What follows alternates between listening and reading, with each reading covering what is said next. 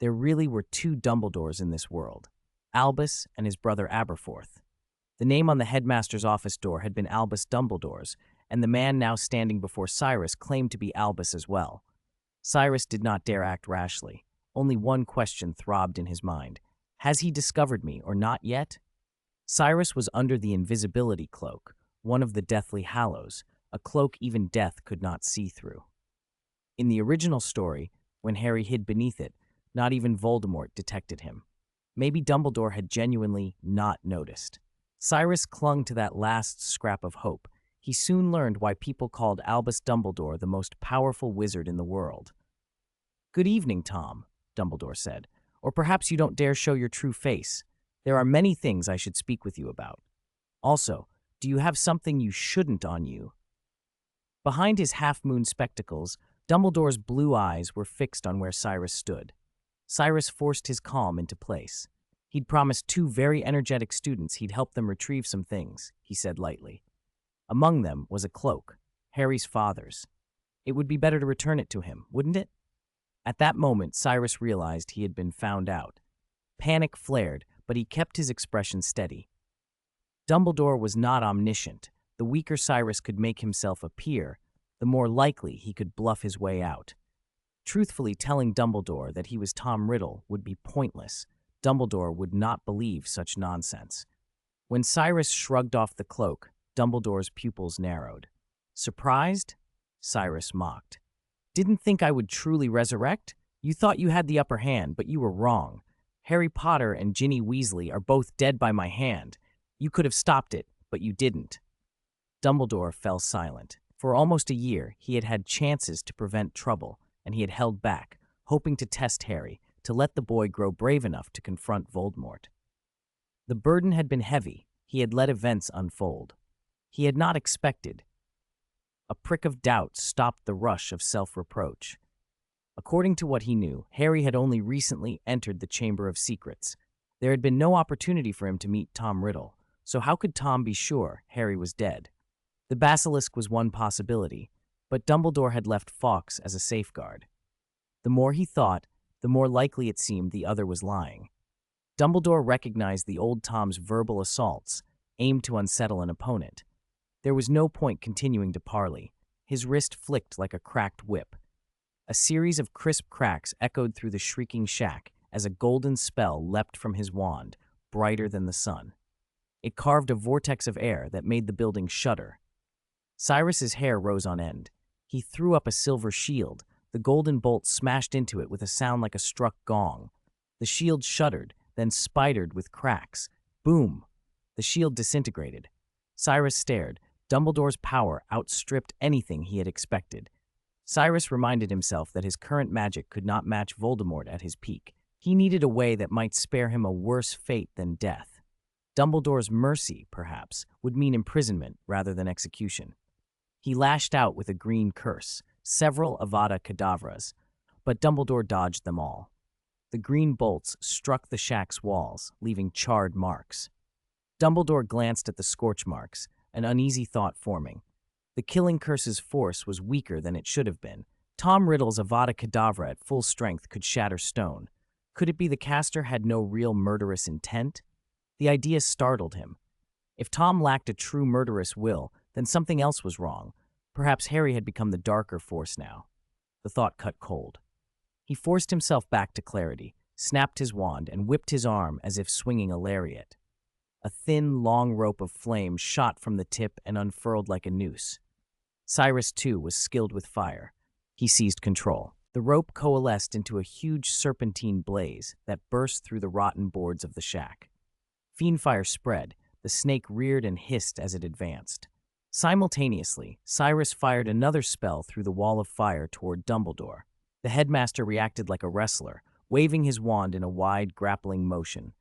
He forced the snake's head down, holding it between himself and the incoming curse. Boom!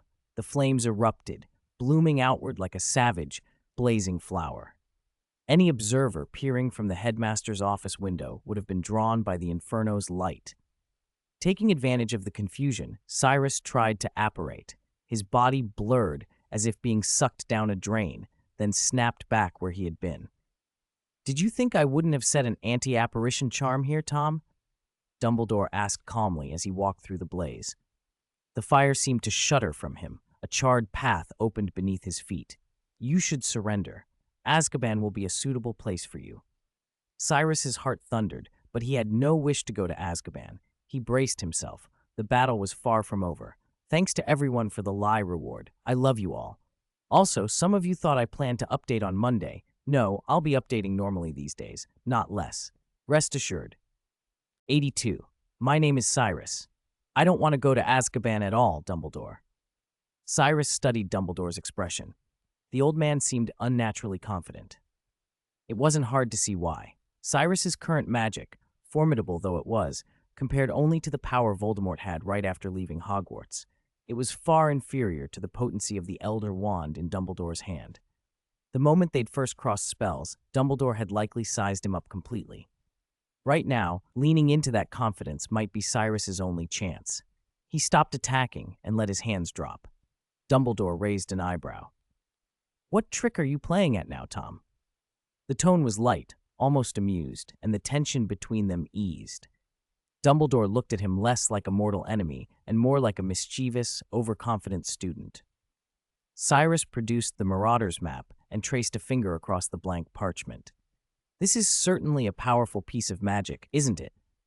I solemnly swear I am up to no good, he murmured, tapping the map with his wand. Ink and little footprints unfurled across the paper. Dumbledore watched, his blue eyes fixed on the map, as if suddenly confirming something. So, Dumbledore said, smiling, sometimes you must admit, young people come up with things we can't. But I have a question. Cyrus met his gaze. How did you appear both in the headmaster's office and in front of me just now? It's very simple, Tom, Dumbledore replied calmly, producing a gold pendant from his robes, a small circular hourglass, a time turner. The explanation made sense. Dumbledore could be in two places because he had turned back his own time, and if he'd had the time to test each secret passage, he'd know which one Cyrus would take. No matter which route Cyrus tried tonight, the old man could be waiting. Cyrus felt a spike of despair. He was talented.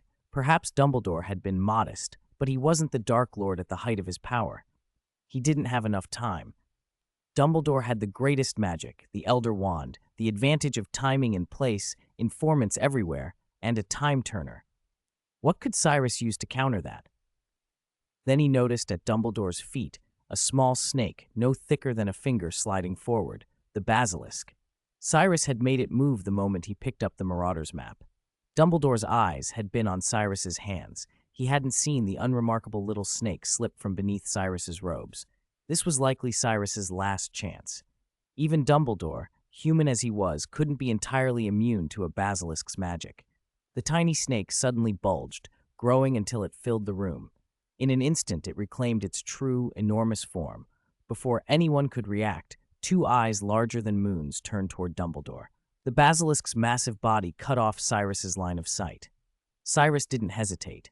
He cast a flying spell and became a dense wisp of black smoke, shooting for the rafters. He didn't care whether the basilisk affected Dumbledore. From the moment it appeared, he had decided to sacrifice it. If it could buy him a few seconds, it had done its job. Dumbledore's surprise was evident. He had expected Tom to leave the basilisk behind for Harry. He had not expected the creature to be taken along, meaning the phoenix and the sorting hat he had prepared for Harry would be useless. He closed his eyes and called the phoenix to him. A burst of searing flame blossomed like fireworks in front of the basilisk. Talons reached from the fire and ripped out the creature's eyes. At the same time, Dumbledore raised the Elder Wand in his right hand, his left cupped loosely. His magic reached out and seized Cyrus's body. What began as a simple levitation charm, under Dumbledore's control, became the tether that hauled the black smoke kite back down. He pulled Cyrus from the sky in a single, effortless motion, and before Cyrus could land awkwardly, Dumbledore snapped on an imprisonment charm. Then, Dumbledore conjured a rooster from the floor. Its terrified crow, sharp and insistent, drove the now blind basilisk into frenzy. Its flesh began to fester and turned to a nauseating, toxic, viscous liquid, though its skeleton and scales held together. Iridescent green scales hung in ragged strips from its coiling bones, thick, foul-smelling fluid poured from its empty eye sockets. Dumbledore avoided the stench and walked slowly up to Cyrus. "To be honest, Tom," he said, a trace of warmth in his voice, "you exceeded my expectations tonight in some ways. I thought you might be stronger. It seems you're only at the level you had at school." He took the diary and the Ravenclaw diadem from Cyrus's arms. From this duel, Cyrus's strength matched at best a Hogwarts head or a skilled professor, perhaps on par with Severus Snape, capable and dangerous. Not many witches and wizards could reach that, but compared with the Dark Lord's power over a decade ago, it was not the same thing. Dumbledore had subdued him without expending much effort. Cyrus felt none of the panic Dumbledore expected. Losing to Dumbledore was not shameful. The old man had been the only one Voldemort ever feared. Cyrus forced a smile. "If possible, I'd prefer you didn't call me Tom. I'm not Tom Riddle." Though he could not move, he smiled again. "You can call me Cyrus." Thanks to Jack Kali for the 500-point reward and to Mingyu Muxu for the 1,000-point reward. 2 chapters updated today. 83. Dim Moonlit Night. "Changing your name won't change your situation," Dumbledore said without expression, studying the 2 objects in his hands. He could feel traces of magic clinging to the Ravenclaw diadem. The diary was magical too, but it didn't bear the telltale signs of a Horcrux. There was no fragment of Lord Voldemort's soul within it. It was more like an ordinary pensieve, a thinking object rather than a vessel of a broken soul. It no longer posed a danger. "It seems you resurrected yourself by relying on this," he went on, indicating the diadem. "The Ravenclaw diadem, lost for nearly 1,000 years. I suppose the relics of the other 2 founders were turned into Horcruxes by you as well?" He straightened and examined the diadem more closely. It was aged and nearly beyond repair. He would have to destroy it. The diary, however, was not something he intended to leave behind with Cyrus. "Soon the Aurors will arrive," Dumbledore continued. "You'll be taken to Azkaban, but don't worry, none of us intends to kill you. Frankly, simply taking your life wouldn't satisfy me. There are longer ways to break a person." With a flick of his wand, he bound Cyrus firmly, relieved him of his wand, and glanced at the Marauder's map. The shack had been burned clean by the earlier flames, and the moonlight now poured in overhead. Cyrus could no longer resist. He stood there under the pale light, silent. For him, even this brief moment of freedom was precious. The sky was clear, but a large part of the moon was missing. It wasn't a full moon. Even if it had been, Cyrus reminded himself wryly, he wasn't a Saiyan. He couldn't turn into a giant ape at the sight of a full moon. He pursed his lips and watched Dumbledore for a long moment. On the Marauder's map, Dumbledore saw his own figure leave the office and vanish into a deserted place. He knew he had to act, to return to normal time and fill the gap his disappearance would leave. "It's time to go, Tom," he said. Cyrus said nothing and let Dumbledore take him away by magic. The Weasleys paced the headmaster's office, frantic. When they had heard that their daughter had been taken by the heir and that her fate was uncertain, Molly and Arthur felt as if the world were falling apart. Relief came only when Dumbledore finally returned, though he did not stay long before leaving again, and the single sentence he had spoken, "If there are no mistakes, I believe Miss Weasley will be fine," clung to them like a lifeline. If Dumbledore said it, there was a good chance it might be true. Soon after, the office door opened, and Harry, Ron, Ginny, and a somewhat dazed-looking Professor Lockhart appeared. They were disheveled but unharmed. Ginny, surprisingly, looked better than she had at any time in the past 2 semesters. Her cheeks were flushed with health, though her eyes were rimmed with fresh tears. For a moment, everyone simply stared, and then a cry split the room. "Ginny!" Molly Weasley sprang from her seat by the fireplace and flung herself at her daughter. Arthur followed, and both of them enfolded Ginny in a squeeze that spoke of a month of sleepless terror. Molly pressed Harry and Ron to her too. "You saved her! You saved her! How did you do it?" "Honestly, she saved herself," Harry began, and then told them exactly what had happened in the Chamber of Secrets. He had expected to find a monstrous beast, but in the chamber, there had been nothing like that. He described discovering Ginny's condition and learning the identity of the heir only from her after she woke. He glanced around for Dumbledore and found only Professor McGonagall in the office. Dumbledore had not stayed. They spoke of the strange presence, Mr. Riddle, that had been with them all semester. The problem was no one could say where Mr. Riddle had been living. Professor McGonagall, pale and tired, shook her head. Clearly he altered memories, she said. He was very good at it. Ginny, Mr. Weasley cried, aghast. Didn't I teach you? What have I always told you? Never trust anything that can think for itself, unless you can see where it keeps its brain. Why didn't you show that thing to me or your mother? A suspicious object like that is clearly steeped in dark magic. I don't know, Ginny sobbed. I forgot, and I think Mr. Riddle might not have been truly bad. He didn't hurt me. You're defending him, Ron snapped. Professor McGonagall stepped between them and said brusquely, So where did this Mr. Riddle go? I don't know, Professor, Harry answered honestly. None of us saw him after. Ginny said he'd kill her, but he didn't. He didn't actually do anything. His confusion matched Ginny's stubborn insistence that Mr. Riddle hadn't been wholly evil. Then, before anyone could respond, Dumbledore himself pushed open the office door. He walked in briskly, and all eyes turned to him. I found his escape route, dueled him, and bested him, Dumbledore said. I met the arriving Aurors at the gates and had them take him away. I believe he will spend a very long time in Azkaban. He looked at Ginny. Miss Weasley looks better, but it would be wise to have her checked in the hospital wing. I also have a few things to return to their owners. He drew the Marauder's map from his robes and handed it to the Weasley twins, returned the invisibility cloak to Harry, and finally gave the diary back to Ginny. Arthur hesitated and asked, Sir, this is?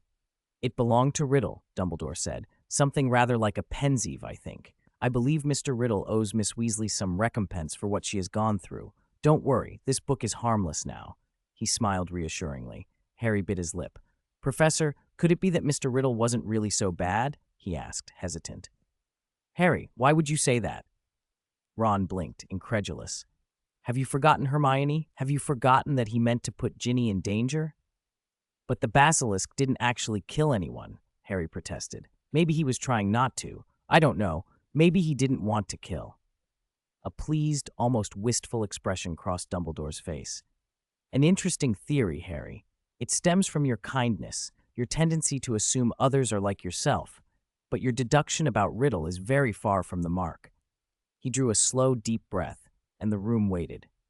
I cannot tell you exactly how he beguiled you, Dumbledore said finally. He has always been exceedingly good at manipulating people.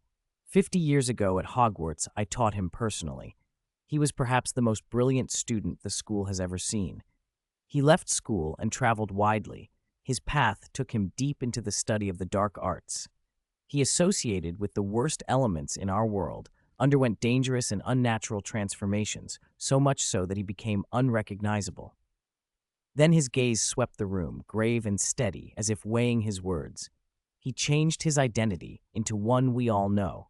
That name, Dumbledore said, and every head in the office turned as if drawn by a bell.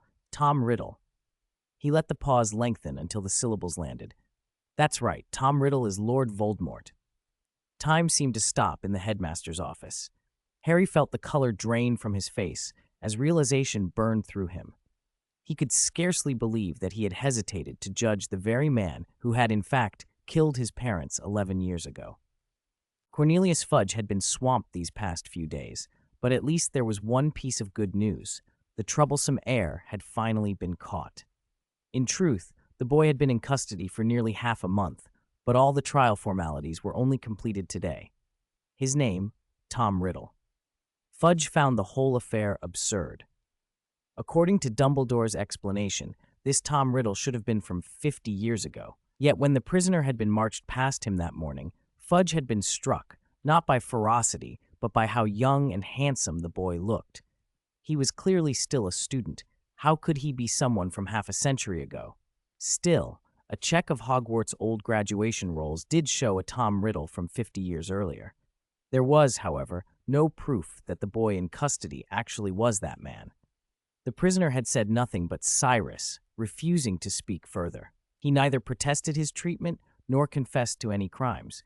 Instead, he watched Dumbledore with a steady smile throughout the trial. Even Dumbledore had looked puzzled. But it no longer mattered who the boy really was. The public wanted a result, and a result had been provided. If it was wrong, so be it.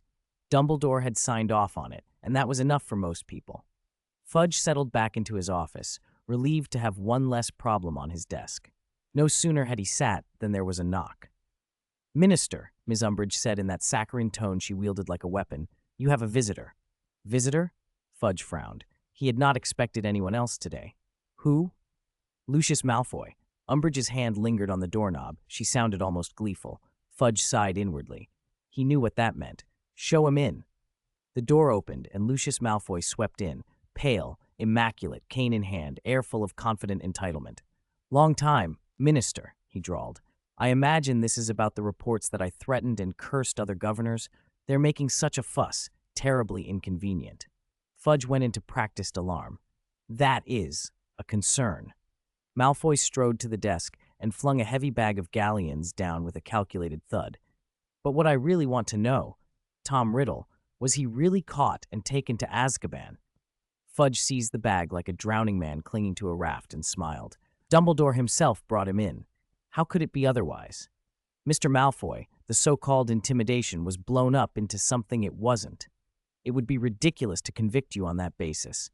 I can't interfere with Hogwarts' internal boards, of course, but—" He quickly stowed the coins away, face all gratitude. "Thank you, Mr. Malfoy." Malfoy's expression flickered, the cane clicking on the floor as he moved toward the door. He paused, hand on the handle, and turned back halfway. "May I visit Mr. Tom Riddle?" "In principle, no," Fudge said a little too quickly. Then, thinking of compromising evidence he'd heard in whispers, he added carefully, "Dumbledore suspects you may have connections to this riddle." Malfoy did not hesitate. He produced another fat pouch and slid it across the desk.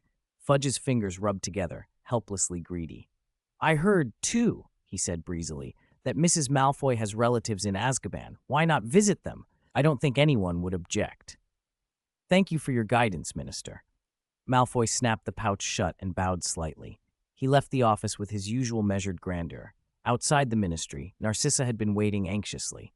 The moment Lucius emerged, she took his arm and whispered, "Is it true? Is he really imprisoned?" "It's true," Lucius replied, voice low. "Whether it's deliberate or not, who can say?" The boy smiled through his trial. Perhaps he thinks he can get rescued by his Death Eater supporters. He shook his head. "You should write in for a visitation. We'll say it's on behalf of the House of Black, about the family's affairs. A pretext. We'll go see Sirius Black." Cyrus lay face down on the carriage floor, his hands bound by magic behind him, knees bent, his usually tidy black hair flopping into his face. The prison transport rattled onward. Thunder rolled in the distance, and the air cooled. Even in June, the temperature inside the carriage dropped sharply. He knew why. Azkaban's guardians had gathered. A solitary Dementor could make the air chill. A great number could smother the world in darkness. He did not care for the guards' torments if his plan held. A stray tendril of hair fell across his cheek and impossibly became a soft green leaf. Cyrus snapped his head up, caught it, and tucked it into his mouth. It was a mandrake leaf, one of several he had secreted away earlier, on the night Dumbledore had taken him in. Half a month ago, the night of his arrest, Cyrus had already worked out an escape route. Becoming an animagus was the most viable option. Difficult, dangerous, but his last real chance. The transformation required rare materials and precise timing. Today was a full moon. He had gambled that Lucius Malfoy, upon hearing of his imprisonment, would come to Azkaban with the items he needed. He had won that gamble. 85. Hogwarts House 5. Your journey ends here, Tom Riddle. The carriage stopped as if struck by a wall of air. Thestrals strained at the reins. The wind outside howled like a machine, forcing the Auror at the reins to shout. Even without anyone pointing it out, Cyrus could feel the change. Cold, bone-seizing cold that bit at his skin and seemed to prick his very soul. When the curtain of the prisoner carriage was lifted, that cold rushed in like a living thing. Some of the restraining magic around him eased, but his hands were still chained, and he slumped to the carriage floor. The Auror grabbed his shoulder and hauled him up. He was a broad-shouldered man with gray hair and a face that never smiled. Cyrus had learned his name when they put him in the carriage, John Dolores. Dolores was blunt. "Get out!" He hauled Cyrus from the carriage without ceremony. Outside, the wind threatened to knock him off his feet. It cut into him like knives, as if 100 Snapes had cast Sectum Sempra together. But the cold hardly mattered. What held Cyrus's attention was the sight before him. Even the darkest hints of Azkaban from Voldemort's recollections, or the scattered mentions in the books of Cyrus's previous life, had not prepared him. The sky above was a massive black vortex. The clouds seemed sucked into a low, oppressive ceiling that nearly touched the gray, square tower of the prison. There was no moon, no day or night cycle at all, and that absence hit him with a weight he hadn't expected. Becoming an animagus required moonlight. The plan rested on a tedious but precise ritual: keep a mandrake leaf in his mouth for a full month, from one full moon to the next. Then, on the second full moon, put the saliva-soaked leaf into a small glass phial and set it under pure moonlight. Cyrus had stayed silent at his trial to delay judgment until a full moon passed. Time was part of the plan, but without moonlight, the second step looked impossible. Even if he could wield magic without a wand, or have Lucius smuggle him dew and Death's Head Hawkmoth pupa, without the moon, the whole scheme might be useless. Powerlessness spread through him like rot. He pictured himself as a tiny candle in a storm, a fragile flicker on the verge of being snuffed out. "Move inside," Dolores barked, and the command pulled Cyrus back from the brink. He steadied himself. Azkaban had no moonlight, but there were other ways. He could make it work. He would make it work. Dolores pointed his wand and hustled him toward the tower. As Cyrus glanced up, he saw the real architects of this despair. Dementors floating in the air, circling like sharks. They hung over them, sucking at the edges of his emotions, draining hope and warmth. It was those creatures that had left him numb and passive earlier, that had almost stopped his thoughts before he forced himself to think again. Dolores seemed to despise them too. He wanted nothing more than to leave. Aurors didn't stay here. They only escorted prisoners in and handed them off. It was a mercy of sorts for Cyrus. Black waves smashed against black cliffs below. The only honest white on the island was the ragged cluster of graves near the shore. "As expected of Hogwarts' fifth house," Cyrus said, trying to joke. "Truly grand." Dolores didn't laugh. He regarded Cyrus with a thin, cruel smile. "Speak wonderfully? I didn't think you'd be mad before you'd even entered the prison. Wait until you meet the lifers like you, then you'll hear how wonderfully they can speak." They passed heaps of prisoners in striped black and white uniforms stretched on the floor, motionless as corpses. There was no greeting for a new arrival. They had none of the courtesy of a welcome procession. As they went deeper, the atmosphere worsened. What the first group had lost in joy, an empty, listless melancholy, became something far more broken in the inner cells. The deeper corridors were populated by people whose minds had been worn thin by years of despair. Heads rolling, eyes bulging, limbs twitching in meaningless spasms, long, raw howlings that were no longer words. Mentally and physically, they were haggard and hollowed out. Most of the inmates in those depths were Death Eaters sentenced long ago. Bellatrix Lestrange lay among them, as did Rodolphus and Rabistan Lestrange. Antonin Dolohov, Mulciber, those who had followed Voldemort since before midnight feasts and schoolboy oaths. By right, they should have recognized him. Many of them had known Tom Riddle. Yet as Cyrus passed, no one looked up. Their eyes were open, but they no longer saw the present. They were trapped in their worst memories, in illusions and pains of their own making. Reality had slipped its skin from them. Dolores shoved Cyrus roughly into a small cell and snapped the lock. He gave one last look through the bars, voice flat. "It won't be long until you're just like them." Cyrus straightened, chin up. The cold still shook his limbs, but he set his expression into something lighter, forced into calm. "You're wrong," he said, voice steady. "We're not the same." A stubborn candle still flickered somewhere within him, and for now he chose to keep it alive. Dolores didn't hear Cyrus's whisper as she hurried away from the gray prison and drove her carriage off. Cyrus didn't want to be in a place like Azkaban for a moment longer. As soon as the prison carriage, drawn by Thestrals, left, the lingering Dementors became restless. They had already drained most of the prisoners of whatever joy remained. Now they were ravenous, eager for the new, fresh soul. A soul that had never encountered a Dementor was a far sweeter feast than the stinking, rotting emotions left behind by the other inmates. Those old feelings were like fish that had been dead for a century. Dementors are among the foulest creatures in the world. They infest the darkest, filthiest places, thriving on decay and despair, sucking peace, hope, and happiness from the air. Cloaked in ragged black robes that suggested skeletal frames beneath, their faces were blank absence. Hundreds of them surged into the gray tower, jostling and shoving as if crazed, fearful that any delay would cost them the taste of something new. In the crowded corridors, they crowded together, exhaling icy breath that caused terrible pain even to prisoners who weren't the target. All good feelings were ripped away, happy memories were stolen, and layers of shadow were drawn from bodies. Prisoners began to tremble violently, eyes bulging as if they might fall from their sockets, faces as pale as the graves on the island. Normally, the Dementors would not relinquish even a scrap of happiness, but as their shadows slid through the passages of the tower, they headed fast for the deepest cells. The Death Eaters, already frayed nearly to madness, fell suddenly silent. The drop in temperature announced their arrival. Everyone instinctively curled up in a corner, mouths open, staring blankly. Only one man did not cower, Sirius Black. For 11 years, the wails of Death Eaters under Dementor attack had been one of the few things that brought him a bleak, private joy.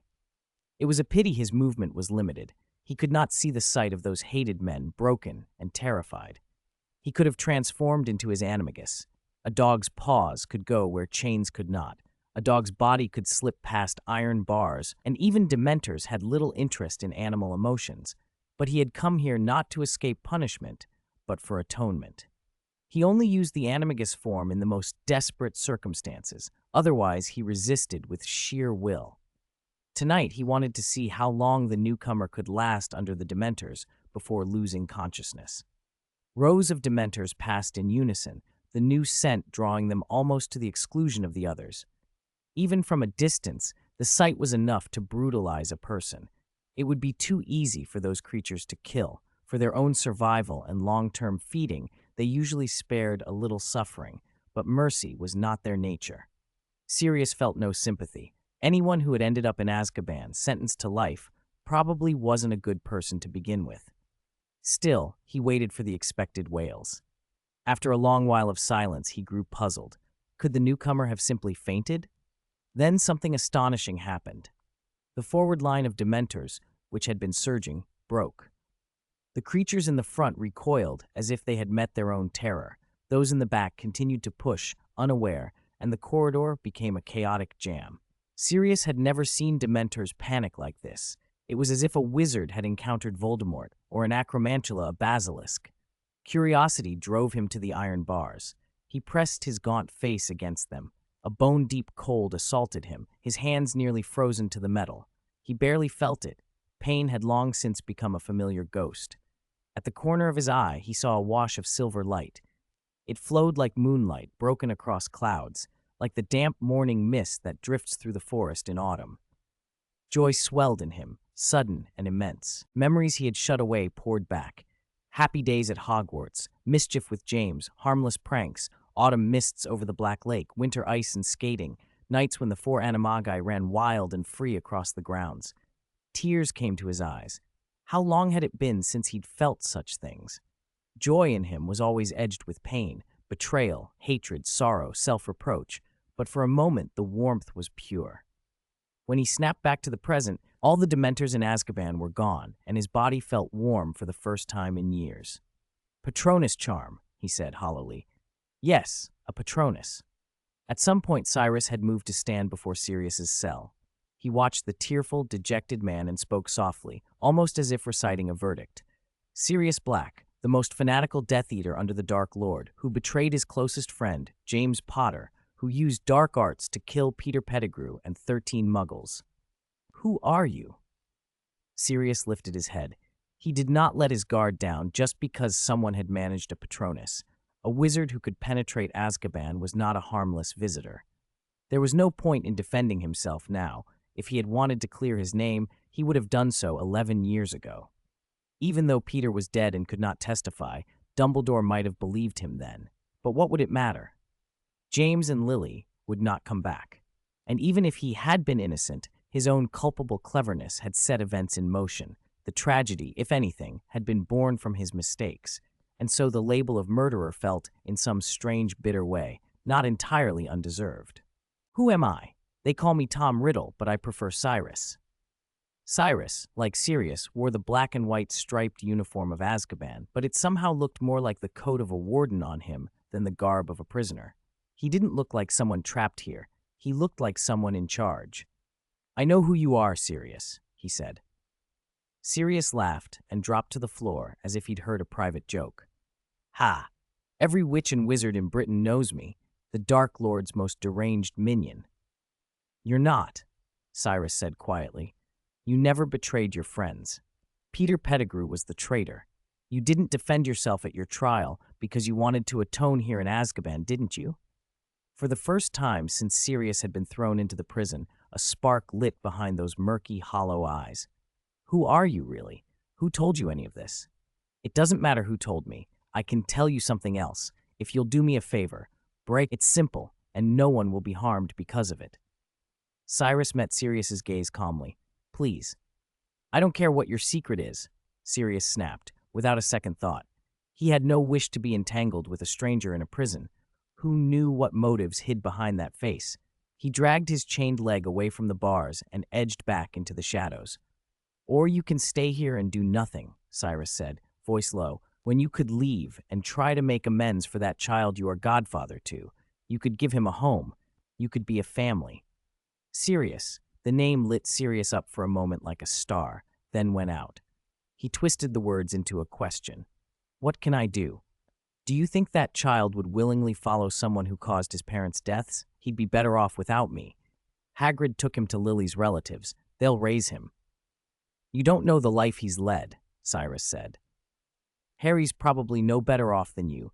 He has a cupboard under the stairs that isn't half the size of this cell, and he's in danger. You know who has already set his sights on him." "You know who? He was defeated." Sirius burst from the darkness, clinging to the iron bars. "Defeated, yes, but not dead," Cyrus said, looking straight at him. "He tried to come back the year before last to get the Philosopher's Stone and restore himself, but a child stopped him. Harry did that. Brave kid, how many times can one child stand in his way? If you truly feel remorse for what happened back then, leave this place and do what you should. Protect him from Peter Pettigrew." "Peter's dead. He's dead. I sent him to his death." The name turned Sirius feral. He snarled like an animal. He blew himself to pieces, only a finger left. "Did you see his body?" Cyrus asked softly. The question hit harder than any blow. Sirius tried to remember, to pull up the certainty he'd had, but there was no corpse to point to. "He was destroyed by the dark arts," he said uncertainly. It was plausible enough that he'd never seen a body. "Do you think someone as cowardly as Pettigrew would willingly throw his life away?" Cyrus pressed. "Think, he told you-know-who where the child was. You-know-who vanished. What would the others think? Those who lost power when he fell? Those who are now languishing in cells themselves? If Pettigrew could be blamed for ruining them, they'd want him dead. He has reason to hide." Sirius staggered under the idea. He tried to recall every scrap of that night, but found no proof Pettigrew's life had ended. If he's alive, where could he have gone that he hasn't been seen? "Because he's terrified," Cyrus said, and looked past Sirius at the other prisoners. "He'd be hunted. Those who survive would prefer to have killed the traitor themselves rather than explain to you-know-who why he lived. Do you want to know where he is?" Cyrus's eyes bored into Sirius. "I can tell you." "You know where he is? Tell me. Let me kill that traitor." His voice carried through the block, waking the other numb inmates. They hadn't heard the conversation that preceded the shout, but the last part was clear. Peter Pettigrew, who had brought down the Dark Lord, was still alive. The thought shook them like a physical blow. Bellatrix slammed her head against the bars. "Let me kill him," she howled. "Let me." Her voice was a blade, her loyalty to the Dark Lord more absolute than any personal devotion to husband or kin. If Cyrus truly revealed who he was and what he wanted, Bellatrix would have thrown herself at him without hesitation. She had the blood and skill to be useful. Cyrus didn't look at her. His plan didn't rely on Bellatrix's zeal. He had frightened the Dementors away just then, but that had been possible only because of the prison's layout and because he'd been facing a few of them at a time. Outside the walls, they would swarm him. He had no wand. The only person who could come and go freely from Azkaban was Sirius Black. "I'll tell you where Pettigrew is," Cyrus said, "but you must do something for me first." Sirius straightened. "Name it." "You must make an unbreakable vow." "You want me to?" Sirius's laugh was brittle. "You want me to bind myself with an unbreakable vow? You'll need a witness." "Not for me." Cyrus slid his filthy hand through the bars and stopped it against Sirius's clutching hand. "No wand necessary." Sirius drew his hand back. "No wand needed?" Cyrus extended a single finger from his right hand and laid it across Sirius's clasped left in a movement both simple and impossibly intimate. "Sirius Black, I will tell you where Peter Pettigrew is.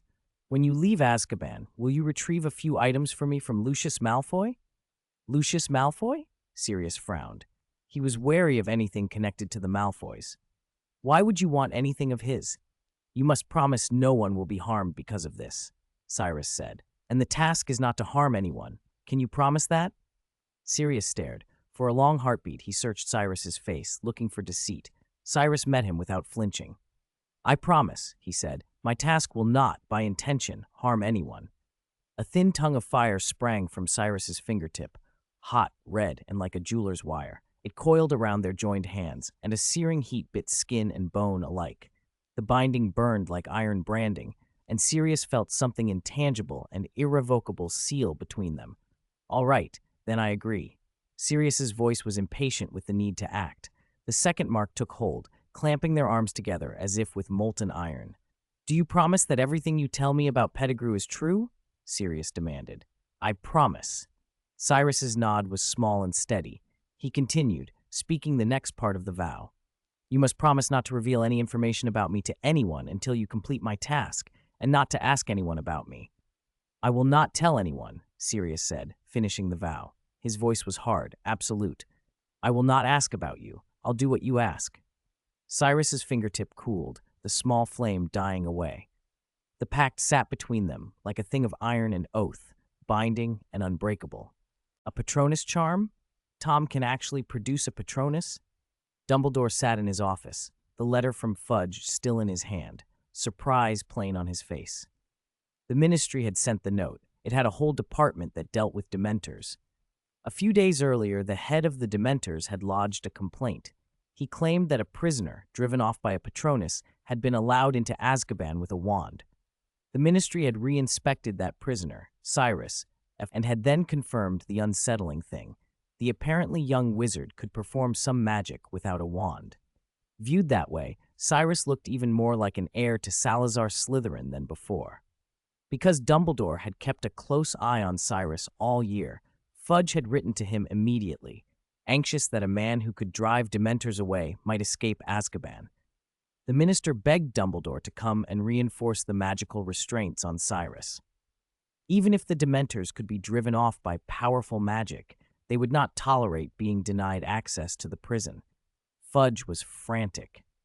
Dumbledore felt that strange unease about Tom Riddle that had never left him this year. At first, he had thought Tom refrained from killing because he feared Dumbledore's immediate intervention, but many later incidents were hard to explain. Tom could have killed Ginny Weasley, yet he had not. The killing curse he used that night had been weak. And now in prison, Tom Riddle had somehow produced a Patronus without a wand. That was not an ordinary trick. Voldemort, who did not understand love and other bright emotions, might feel triumph or satisfaction, but never genuine happiness. Coupled with the fact the man insisted on being called Cyrus, Dumbledore felt for the first time a real doubt. Could this be someone else entirely? Could he not be Tom Riddle at all? Whatever the truth, Dumbledore decided he must go to Azkaban himself and place the strongest possible wards on the prisoner's shackles, and, if necessary, add other magical confinements. School being out, he did not hesitate. He scooped a handful of flue powder and stepped into his fireplace. "British Ministry of Magic," he said. Green flames erupted and carried him to the ministry's atrium. Fudge had been waiting, pacing. "You're finally here, Dumbledore," the minister blurted, nervous. Let's leave right away. I don't know what trouble those Dementors will cause. I warned long ago that using Dementors to guard Azkaban was unwise, Dumbledore said. He had always disliked the arrangement. If the Dementors were not employed there, the Ministry would have to find some other way to deal with them. The Ministry preferred the convenient solution. Let's talk about that later, Fudge waved, not wanting dissent now. He was short beside Dumbledore, almost a head shorter, and fretted, as only a minister with much to lose could. Dumbledore's arrival had been anticipated by Cyrus. The prisoner had prepared for the risk that Dumbledore might transfer him to some stricter confinement. But when Dumbledore arrived, he did not move Cyrus to solitary. Instead, he cast powerful protective enchantments on Cyrus's cell, limiting whatever magic the prisoner could exert to the immediate bounds of that cage. If the wards began to fail, the cage would leave a magical trace that would reveal Cyrus's location instantly. That isn't enough, Fudge fretted. Add more insurance. Ensure he can't cast any magic. Cyrus raised an eyebrow in the dimness of his cell, voice carrying cool and deliberately provocative. If the minister thinks so little of me, why not bind me in iron chains? He taunted as he had before. From the first time Dumbledore had faced him, the headmaster had perceived that Cyrus and Lord Voldemort were not entirely the same. Tom Riddle, young, cunning, had always been a master of manipulation. With Voldemort, Dumbledore preferred to err on the side of caution. Still, because this Tom calling himself Cyrus made Dumbledore feel a difference, the headmaster allowed what leniency he could. The prisoner's magic would be constrained to his cell as a sort of reward for having not outright murdered the children at Hogwarts. I only hope you learn to repent in Azkaban, Dumbledore said quietly, especially by watching your old friends suffer, living lives worse than death as they lose every scrap of happiness. That doesn't sound very saintly of you, Cyrus mocked. I never was, Dumbledore answered softly. He left the cell block, passing rows of Death Eater prisoners. Most were raving or collapsed on the floor, eyes rolled back into madness. One, however, sat quietly and watched him with the steady intensity of a black dog. Sirius Black met his gaze, calm but edged with resentment. Dumbledore paused, surprised. Ah, Sirius, he murmured. Fudge, noticing the pause, jabbed the air with a report he had read. I heard he was mad when he arrived, but now he's well behaved. A terrible murderer, isn't he? Sirius said nothing, his expression unreadable. Dumbledore moved on, and Azkaban again saw its visitor leave. Not long after, new visitors arrived. With Dumbledore's wards reinforced, Fudge felt more confident in the prison's security and approved an application from the Malfoys. The couple passed through the gates and were allowed to separate within the visitors' area. Fudge accompanied them as a matter of form, but he remained at a discreet distance, giving the Malfoys space. He trusted the searches that had been carried out.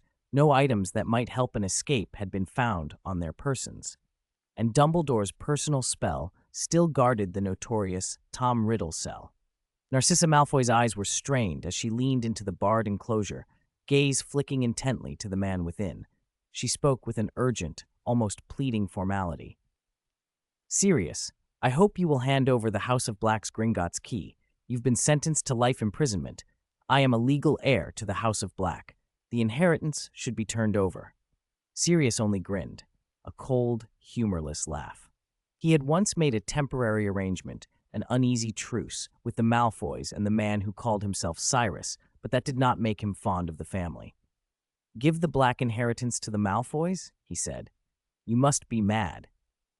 He could always leave his property to Harry, he thought, and the notion of surrendering it to Malfoy made him scornful. Narcissa's face pinched with worry that had nothing to do with money. Perhaps Draco, he needs, she faltered, distracted and fearful. She worried whether the Dark Lord had truly been captured, and whether whatever remained of the old power would take vengeance on her son. Sirius seemed uninterested in consoling her. He turned his dark, bright eyes to Fudge, who stood reading a newspaper by the wall. Are you done with that?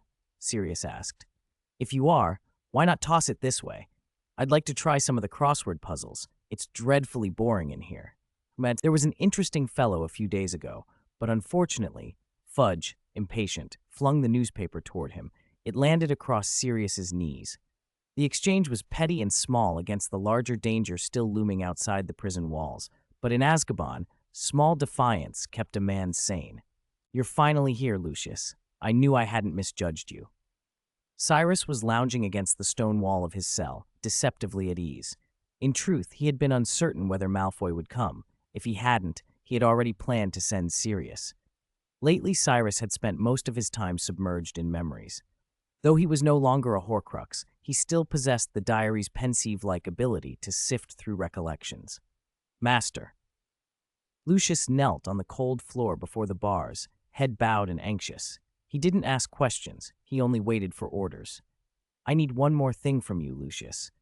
Cyrus rose, and with a subtle manipulation of the sand in the cell, drew a neat line of letters in the air. "Help me get these items." Lucius barely glanced at the words. What mattered wasn't the list itself, so much as how to get whatever they were into Azkaban. "Master, that will be difficult. The Ministry won't let me bring anything into Azkaban," he said, voice tight with fear of failing him. "Don't worry, Lucius. Black will help you." "Black? Sirius Black?" Lucius's head snapped up. So the man from over a decade ago really had sided with the Dark Lord? But from what he remembered, it had been Peter Pettigrew who had betrayed them then. Pitiful, cowardly Peter, who had even gone to the Dark Lord with information. "But he's in Azkaban as well." "I know. I have a way to get him out," Cyrus said, letting the words hang, trying to look inscrutable. "And I have a way for him to bring those items in." Then, almost offhand, Cyrus asked, "Lucius, can a house elf apparat in and out of Azkaban?" "I'm afraid not, Master," Lucius answered at once. Azkaban was not Hogwarts. It was a prison that had stood for centuries. If such a loophole existed, it would long since have been closed. "If you need Dobby's service once you are released, I will send him. He'd be honored." "We'll talk about that later. For now, take care of my business. Black will come to you afterward." "I understand." Lucius left quickly, not lingering. He had barely reached the corridor when Sirius erupted into the cell, a bundle of raw fury, clutching a rolled-up newspaper so hard the paper creased under his fingers. "He's alive! He's alive!" Sirius paced, bare feet thudding on the stone. He wanted nothing more than to rip that coward apart with his own hands. No magic, just fangs and rage. Cyrus was not surprised. He eased the paper out of Sirius's grip and smoothed it flat. On the smear of ink was the Weasley family portrait. One familiar face, obvious even at a glance. The one-fingered rat, Peter Pettigrew. "More importantly," Cyrus said, tapping the photo, "this Weasley happens to be Harry Potter's roommate.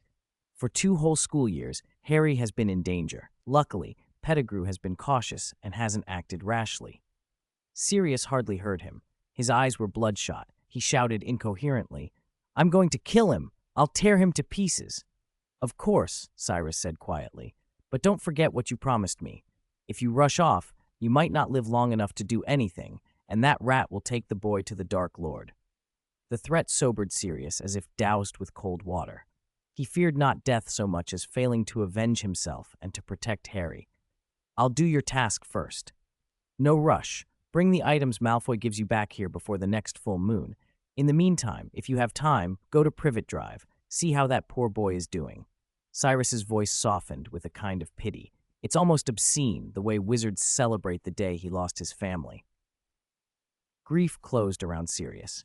His shoulders hunched, fur rippled over his body as he changed. Where a man had stood, now a massive black dog shook himself, wild and panting.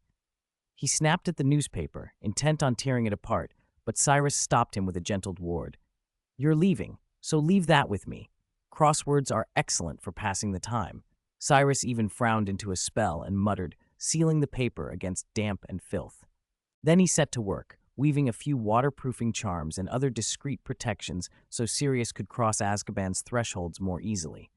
Sirius padded to the doorway, one last look at the prisoner he had been sent to guard, and bounded out of Azkaban. He escaped. He's escaped! The head of the Auror office, Rufus Scrimgeour, practically burst into Cornelius Fudge's office, breathless and furious. "I don't understand why you allowed Malfoy to visit him." Fudge went pale. "What? Tom Riddle escaped?" His mind raced. If word got out about his secret agreement to let Malfoy meet Tom Riddle, he was finished. He had escorted Malfoy himself to Azkaban and had covered the visit carefully. Tom Riddle? He asked weakly, then realized his mistake as Scrimgeour blinked. You mean Sirius Black, Scrimgeour said. Ahem, yes. Fudge cleared his throat, forcing a laugh that was nothing of the sort. Malfoy visiting Black wasn't especially suspicious, he told himself. The families had old ties, and Malfoy had used the inheritance excuse to mask any appearance of helping Black escape. What he couldn't understand was how Sirius, who had been raving, managed to slip past the Dementors. Search immediately for his whereabouts. Any clues from Azkaban? I heard him screaming before he left. He's alive, Scrimgeour said, face hard. I think he was talking about Harry Potter. Fudge's color drained. Are you saying he might target that child? There was no day or night in Azkaban. Only the prisoner's constant cries rose and fell like a tide. Cyrus quickly tired of the crossword puzzles in the prison paper. Even in Azkaban, such pastimes felt like a waste of time. He might as well practice magic. Lately, his Patronus charm had grown stronger. Brief freedom and happiness flooded him whenever he cast it. Silver threads coalesced into a giant bird that flew before his eyes, an eagle. After Sirius had escaped, the number of Dementors stationed at Azkaban had dropped noticeably. Fudge had sent them out to search for the runaway, but it was a wasted effort. For Cyrus, the reduction was welcome. The dark clouds around the island thinned, sometimes faint rays of sunlight even pierced through. The second full moon was approaching. A large jet-black dog suddenly hurtled onto the shore, shaking water from its coat. A small cloth bag hung from its jaws. Sirius's round dog eyes glanced up. The few remaining Dementors drifted overhead, indifferent to a black dog. He padded cautiously toward the gray tower, slipping past cells until he reached the deepest corridor. Passing through the bars, he transformed back into human form in front of Cyrus. He looked much the same as ever, dirty and disheveled, hair greasier than Snape's. You finally got out. Couldn't you have at least cleaned yourself? Cyrus took a step back, a faint look of disdain on his face. As if on cue, the foul stench that clung to Sirius vanished, leaving a thin, unhealthy-looking face in its place. I don't have much time, Sirius said. Besides, that waterproof charm you put on me last time failed as soon as I left the cell. He tossed the bag to Cyrus. He wanted to go back. He had already done everything his oath required. That's because Dumbledore's magic has locked my power to this cell, Cyrus said. I trust you wouldn't mind helping me with one more thing. Sirius didn't refuse outright. He regarded Cyrus with curiosity. The way Malfoy had reacted to the name Tom Riddle had intrigued him, but his oath meant he couldn't ask about some matters. Cyrus pulled the bag open. An undetectable extension charm had been used on it, and laid out its contents.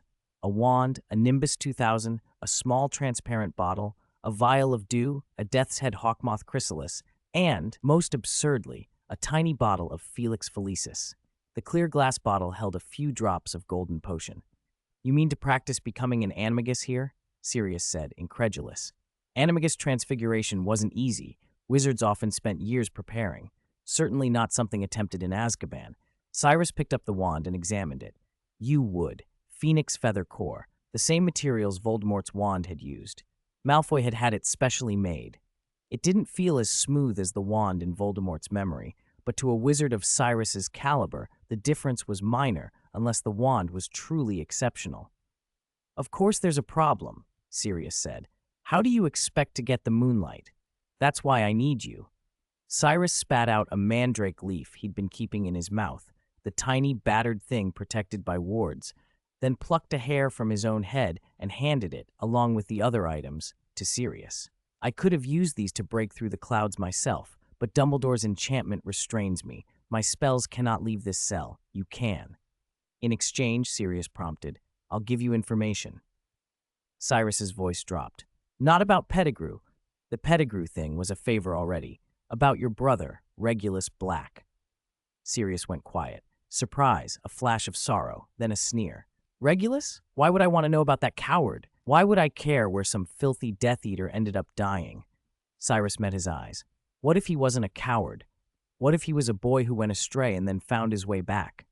He was a hero in a different sense. More importantly, he holds the key to destroying you-know-who. It's ironic, Cyrus continued softly. The celebrated war hero was really a traitor who betrayed his friends, while the man everyone wrote off as a faithful follower turned out to be the one trying to undo him. "You really know about him?" Sirius asked, speechless for a moment. "More than you do. At least, more than his brother does." Sirius had been estranged from his family since childhood, taken in by the Potters before he finished school. He had never truly known Regulus, only the family legend of pure-blood pride and the heir his mother adored. Someone was telling him now that his brother, the Death Eater, might have been an unlikely hero, and that he might hold the secret to defeating Voldemort. Cyrus had already helped him with Pettigrew. This was an unexpected bonus. He couldn't refuse. Chapter 91, Imago Magus. The silver dog tore through the thick clouds, scattering the nearest Dementors. Sirius, in his animagus form, burst into the moonlight, carrying a small glass phial between his teeth. Inside it, a mandrake root still wet with morning dew, and several death's head hawkmoth pupae. At Azkaban's altitude, the air was bitterly cold, and the wind cut through him. Moonlight and high, thin air were the only catalysts that would coax the ingredients together. He needed to perform delicate work up here. Slide the mandrake into the phial under the moon, then add the dew, a single strand of Cyrus's hair, the pupa, each in that precise order. If he messed it up, something magical and very unpleasant could happen. He had to be focused. Not long after, Sirius returned to the cell and dropped his broom with a clatter. The phial, now sealed, glittered in his mouth. He spat it out, and Cyrus took it, cradling the small bottle between two fingers. "It's done," Sirius panted. "Now it just needs to be kept somewhere dark, where the sun can't touch it. Fortunately, that's not hard to find here. Already taken care of." Cyrus waved a hand, and the phial vanished into the fold of his robe. "Now we wait for the first thunder before the storm." He didn't finish the sentence. A low, resonant roll of thunder swallowed the end of it. The sky outside was an apron of such dense, impenetrable cloud that even lightning struggled to reach through. Sirius's face went hard. "This is the worst part," he said. "In Azkaban, you can't tell which thunderclap means a storm is coming. And don't even think about summoning a storm with a spell. If you force the weather here, it could have undesirable effects." "Don't worry," Cyrus replied. "Even if I wanted to, I can't break out of this cage with my magic. At least, not without making noise loud enough to wake Dumbledore." He could have shattered the prison by force, but he didn't want to draw that kind of attention. "That's for the best. And don't forget, you have to point your wand at your heart and cast the spell at sunrise and sunset while you're waiting." Sirius's eyes searched Cyrus's face. "You haven't lost track of time out here, have you?" "How could I?" Cyrus said. "There's a small clock that ticks in my memory. Malfoy told me the general direction of Azkaban, too. It's easy enough to figure sunrise and sunset that way." He glanced toward the pale horizon. "It's still a few hours until dawn. I'll tell you about Regulus." He spent half an hour recounting Regulus Black's story, careful to keep out the thing Regulus had found, the Horcrux, and not to name the locket. He only said that the item had been of terrible importance to Lord Voldemort. Sirius listened in stunned silence. He gave Creature a chance to live and went down into that lake himself? Sirius's voice broke with disbelief. That such a gentle soul had been born into the House of Black. If their proud, pure-blood ancestors knew Regulus had saved a house elf and sacrificed himself, they would have turned in their graves. "He was a good boy who went wrong for a while," Cyrus said softly. "He saw what the Death Eaters really were and turned himself around." "Where was this cave, and what happened to the thing he took?" Sirius pressed. "Who knows?" Cyrus said, feigning casualness. "Maybe he found a way to destroy it. Maybe he didn't." He was curious about the locket, of the relics left by the Founders. Only the locket's power was unknown, but he kept his curiosity masked. "If you get the chance, tell Dumbledore." Sirius snorted. "Dumbledore? If he saw me here, he'd arrest me and hand me over to the Dementors. I'm not afraid of dying, but I'd like to kill that rat Pettigrew first." Sirius left again in a hurry, too impatient for Cyrus to offer the broom. He clearly cared for his friend desperately. For now, however, his mind was fixed on revenge. When he was gone, Cyrus returned to the empty cell and felt the subtle changes in the air. The clock in his memory ticked forward to 3 in the morning.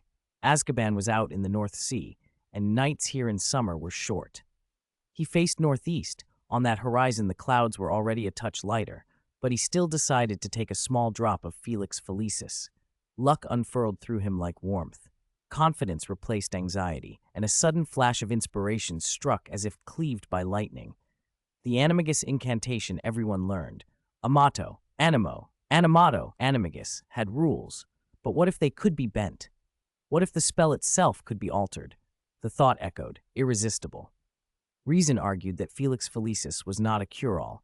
It could not change outer facts, only the way his mind perceived them. Still, the premonition grew louder until Cyrus's wand was in his hand, and he felt a new, strange phrase form in his mouth, as if whispered from a far voice. Imago Magus. A golden bird the size of a house unfolded its wings in his mind. A new pulse thudded in his chest, another heartbeat, strong and immediate, like a second drum. Then the night above Azkaban exploded. The clouds, black and hulking like stone, began to flow and merge, thrown into a cyclonic wall of wind. A yawning void opened in the sky, sucking at everything. An enormous eye of storm formed above the prison. Moonlight and the first pale hints of dawn met and pooled over Cyrus like a veil. The air grew wetter, heavier, a sign the storm had truly arrived. Lightning split the sky. Cyrus snatched the phial back into his hands. In the hours since Sirius had mixed the potion, the mandrake and the moth pupa had disappeared, and the liquid inside had cleared to a crystalline, blood-red brew. Guided by the sudden certainty that had blossomed in him, he downed the potion in a single, desperate gulp. Pain lanced through him. The second heartbeat hammered, louder than before, and his sense of self loosened as if being unstitched. A new form pressed at his bones, a vast, golden bird. His face contorted, his mouth pushed forward into a sharp beak, hair fell away, and the skin around his ears smoothed into feathers. His hands flattened and widened into enormous wings. Two smaller pairs of feathers erupted along his back. His legs reassembled into powerful talons. The new, immense body filled the entire cell in an instant. D2. Home is behind you. The world is in front of you. Home is behind you. The world is in front of you. What the devil? Sirius lurched awkwardly in the water, nearly dragged toward the seabed by the heaving waves. The weather had been calm when he'd left Azkaban, but within 2 or 3 hours a storm had rolled in as if overnight. Having spent almost 12 years there, he knew that place's climate better than most. The sea could be fickle, but Azkaban tended to be lashed by violent storms mainly after October. It was only July. This was far too sudden and fierce. He glanced back toward the prison and saw Azkaban swallowed by darkness.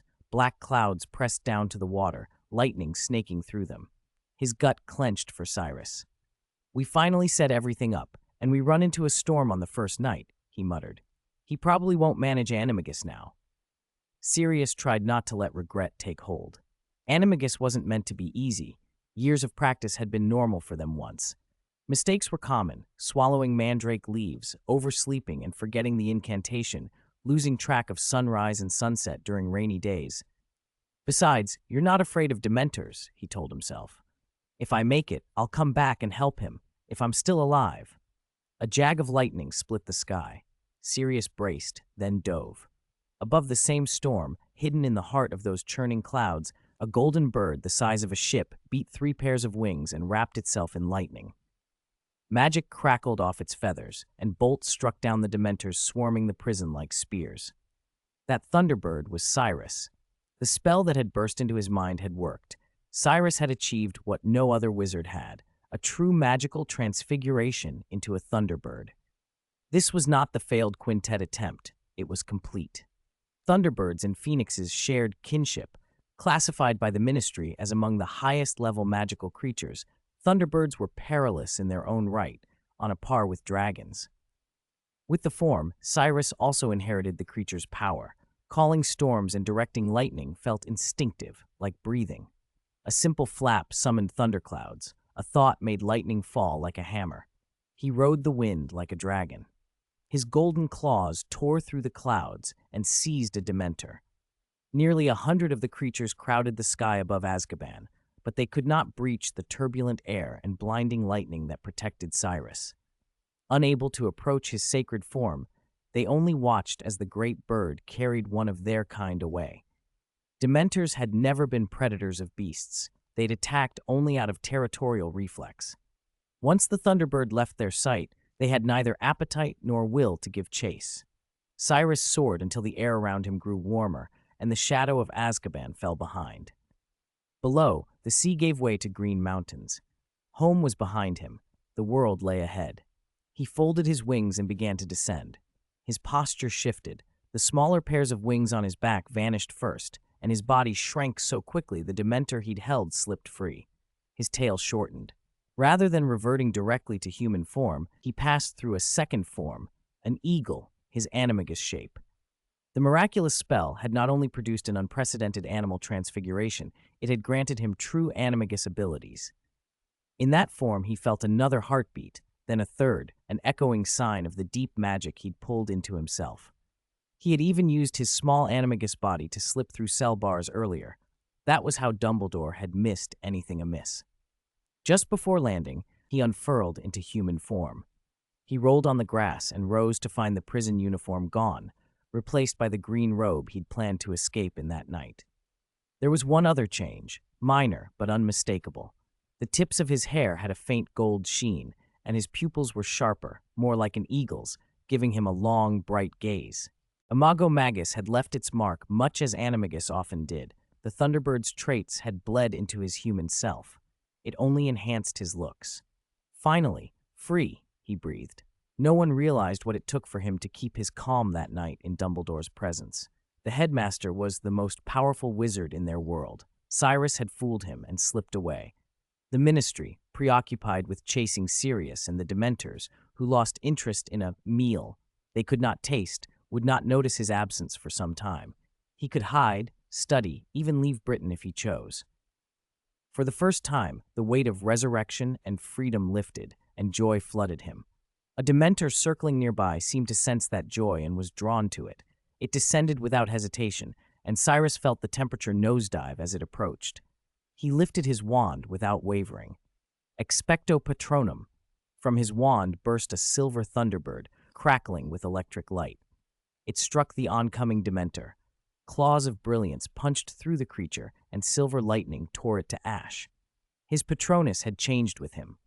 Whereas a Patronus normally only drove Dementors back, Cyrus's now unleashed true lightning and destroyed one.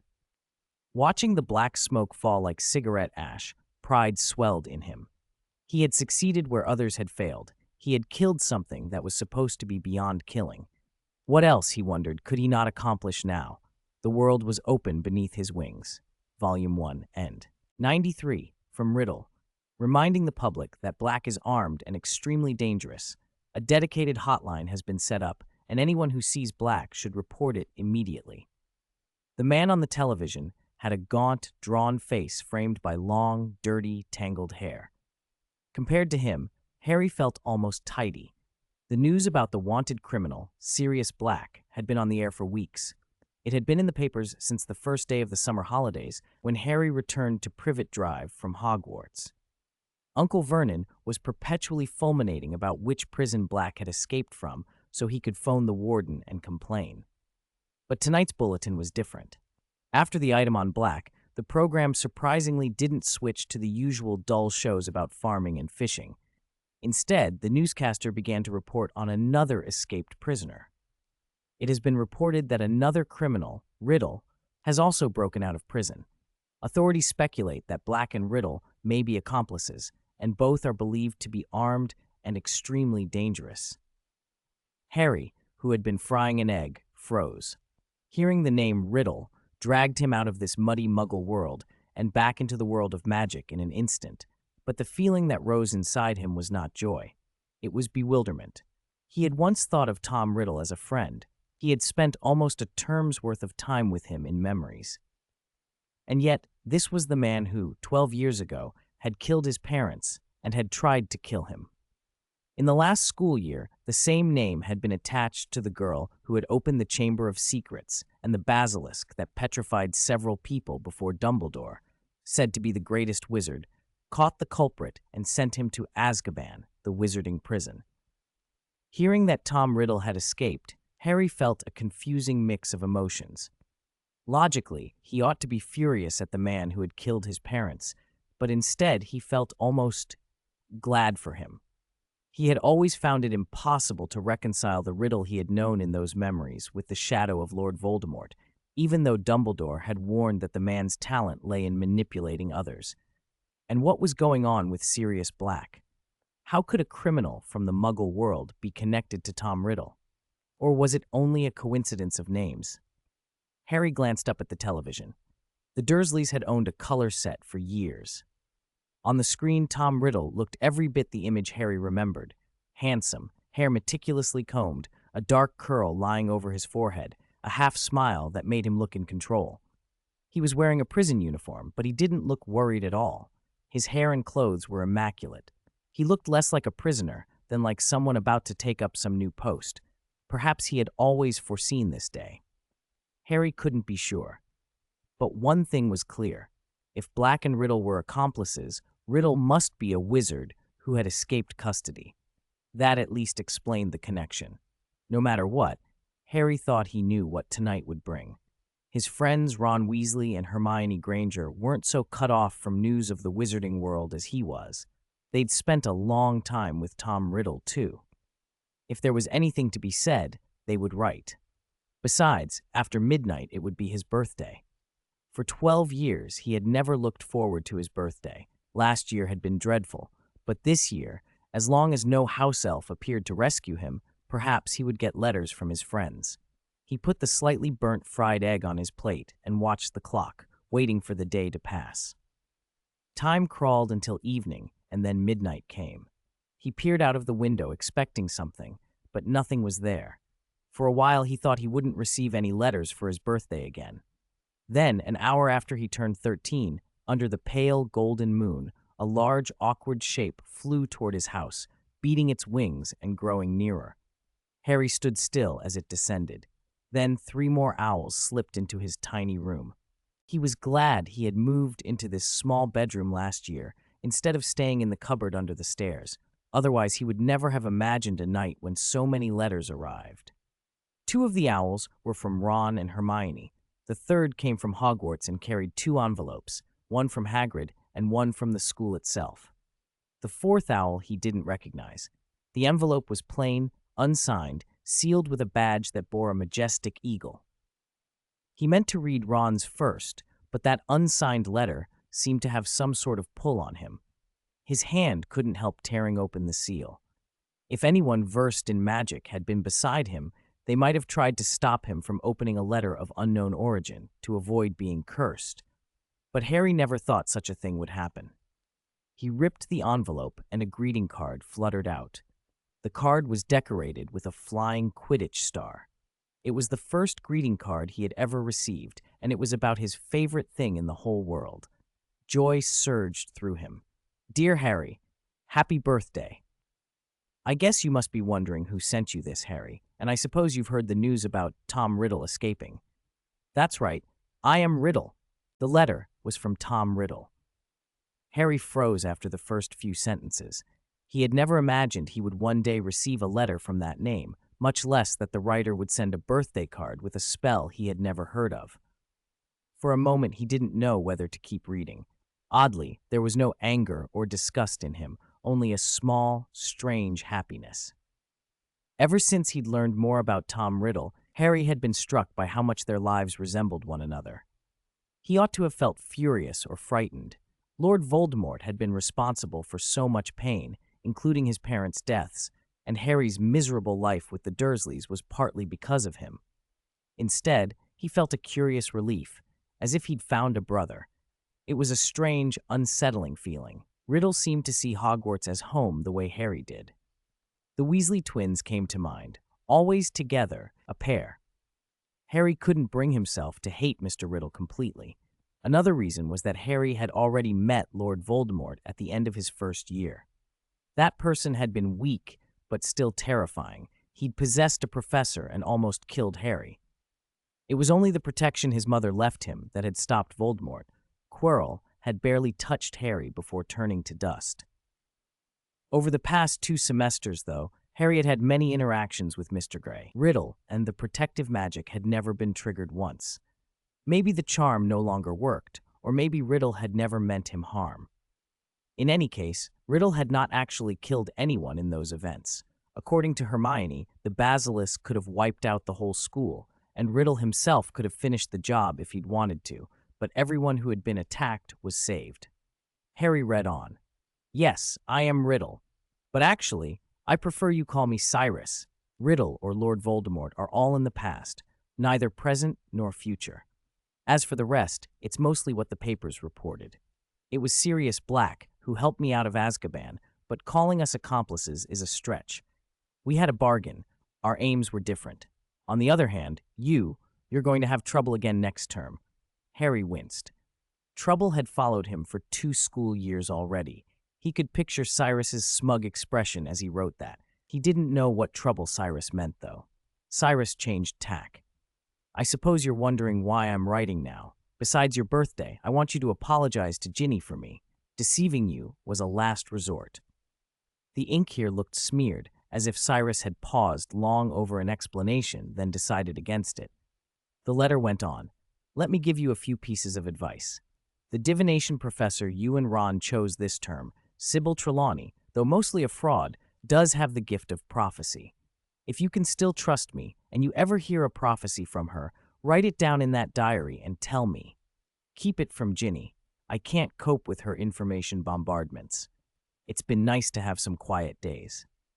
Second, you'll very likely need the spell printed on the back of the card. Learn it early. Third, a reminder. Sometimes what looks like a dangerous omen turns out to be the opposite, and things that sit with you day and night may one day bear their fangs. Your friend, Cyrus. P.S. I imagine you won't tell Dumbledore about today, will you? The letter suddenly burst into flame in Harry's hand. He dropped it with a start. A small ball of fire consumed the paper, leaving nothing but the birthday card. He realized then that the page had been enchanted. He picked the card up. In one corner, among the printed blessings, a spell was written. Expecto Patronum. Note, when casting the spell, you must recall a happy memory. Expecto Patronum? Harry had never heard the name, but since Cyrus thought he would need it, he could at least remember it. That night, Dumbledore had confirmed there was no continuing danger and had left Riddle's diary with Ginny. Harry had not expected Cyrus to have a backup plan. Ginny had been writing in the diary for ages with no response. The thought that Cyrus might have anticipated everything made Harry feel oddly reassured. Reason told him to tell Dumbledore everything. No one was wiser than Dumbledore, but some private impulse argued otherwise. Maybe Cyrus and Voldemort weren't the same person at all. As the letter warned, sometimes the thing that looks like an omen is not what it seems. He slipped the card into his pocket and wondered what Cyrus was doing now. Would he know how much Ginny and Hermione missed him? After the attacks were explained, Ginny believed Cyrus might not be wholly evil, despite what her parents and the rest of the family said. Hermione, who had been petrified, had insisted that he only wanted her to sleep for a while. He probably thought I was interfering, she had said, and he even reminded me to use a spell to dampen the basilisk's magic. Ron, however, was the least forgiving, certain it was all connected to Lord Voldemort, and furious with Cyrus for reasons that mixed fear and pride. Ginny thought Ron was simply terrified for her. Hermione blamed Ron's resentment that Cyrus hadn't helped with his homework. Harry thought Ron was overprotective of his sister, but even Ron had to admit Cyrus had done some good things. Clearing out Slytherin trouble and dealing with the Acromantula in the Forbidden Forest were not small feats. At least they had rid others of danger. 95. The Shadow Behind Fate. Germany had only recently unified and still felt a little chaotic. For wizards, however, the German wizarding world had always been a single community. The walls between Muggles could not separate them. Gringotts woke very early. August was his busiest month.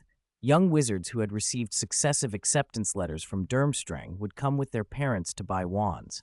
He depended on that 1 month for nearly half his yearly business. But today felt different. When Gringotts opened his window, a giant eagle was soaring across the sky, its golden feathers catching the morning light and glittering beautifully. He did not feel comforted. The bird reminded him of someone who had vanished long ago, Gellert Grindelwald. When that thief had stolen the Elder Wand from him, Grindelwald had been perched on the windowsill like a great golden bird. I hope it isn't a bad day, Gringotts said to himself as the eagle vanished into the blue. He retreated into his shop and began preparations for opening. Having set everything in order, Gringotts pushed open the door. He was wondering when his first customer would arrive, but to his surprise, one was already waiting at the threshold. It was not a young wizard, but a fresh-faced young man, very tall, handsome, and dressed more like a muggle than a wizard. Gringotts did not understand muggle fashion well, but he had to admit the outfit suited the man as if a mannequin had come to life and walked into the shop. Most striking were the man's hair and eyes.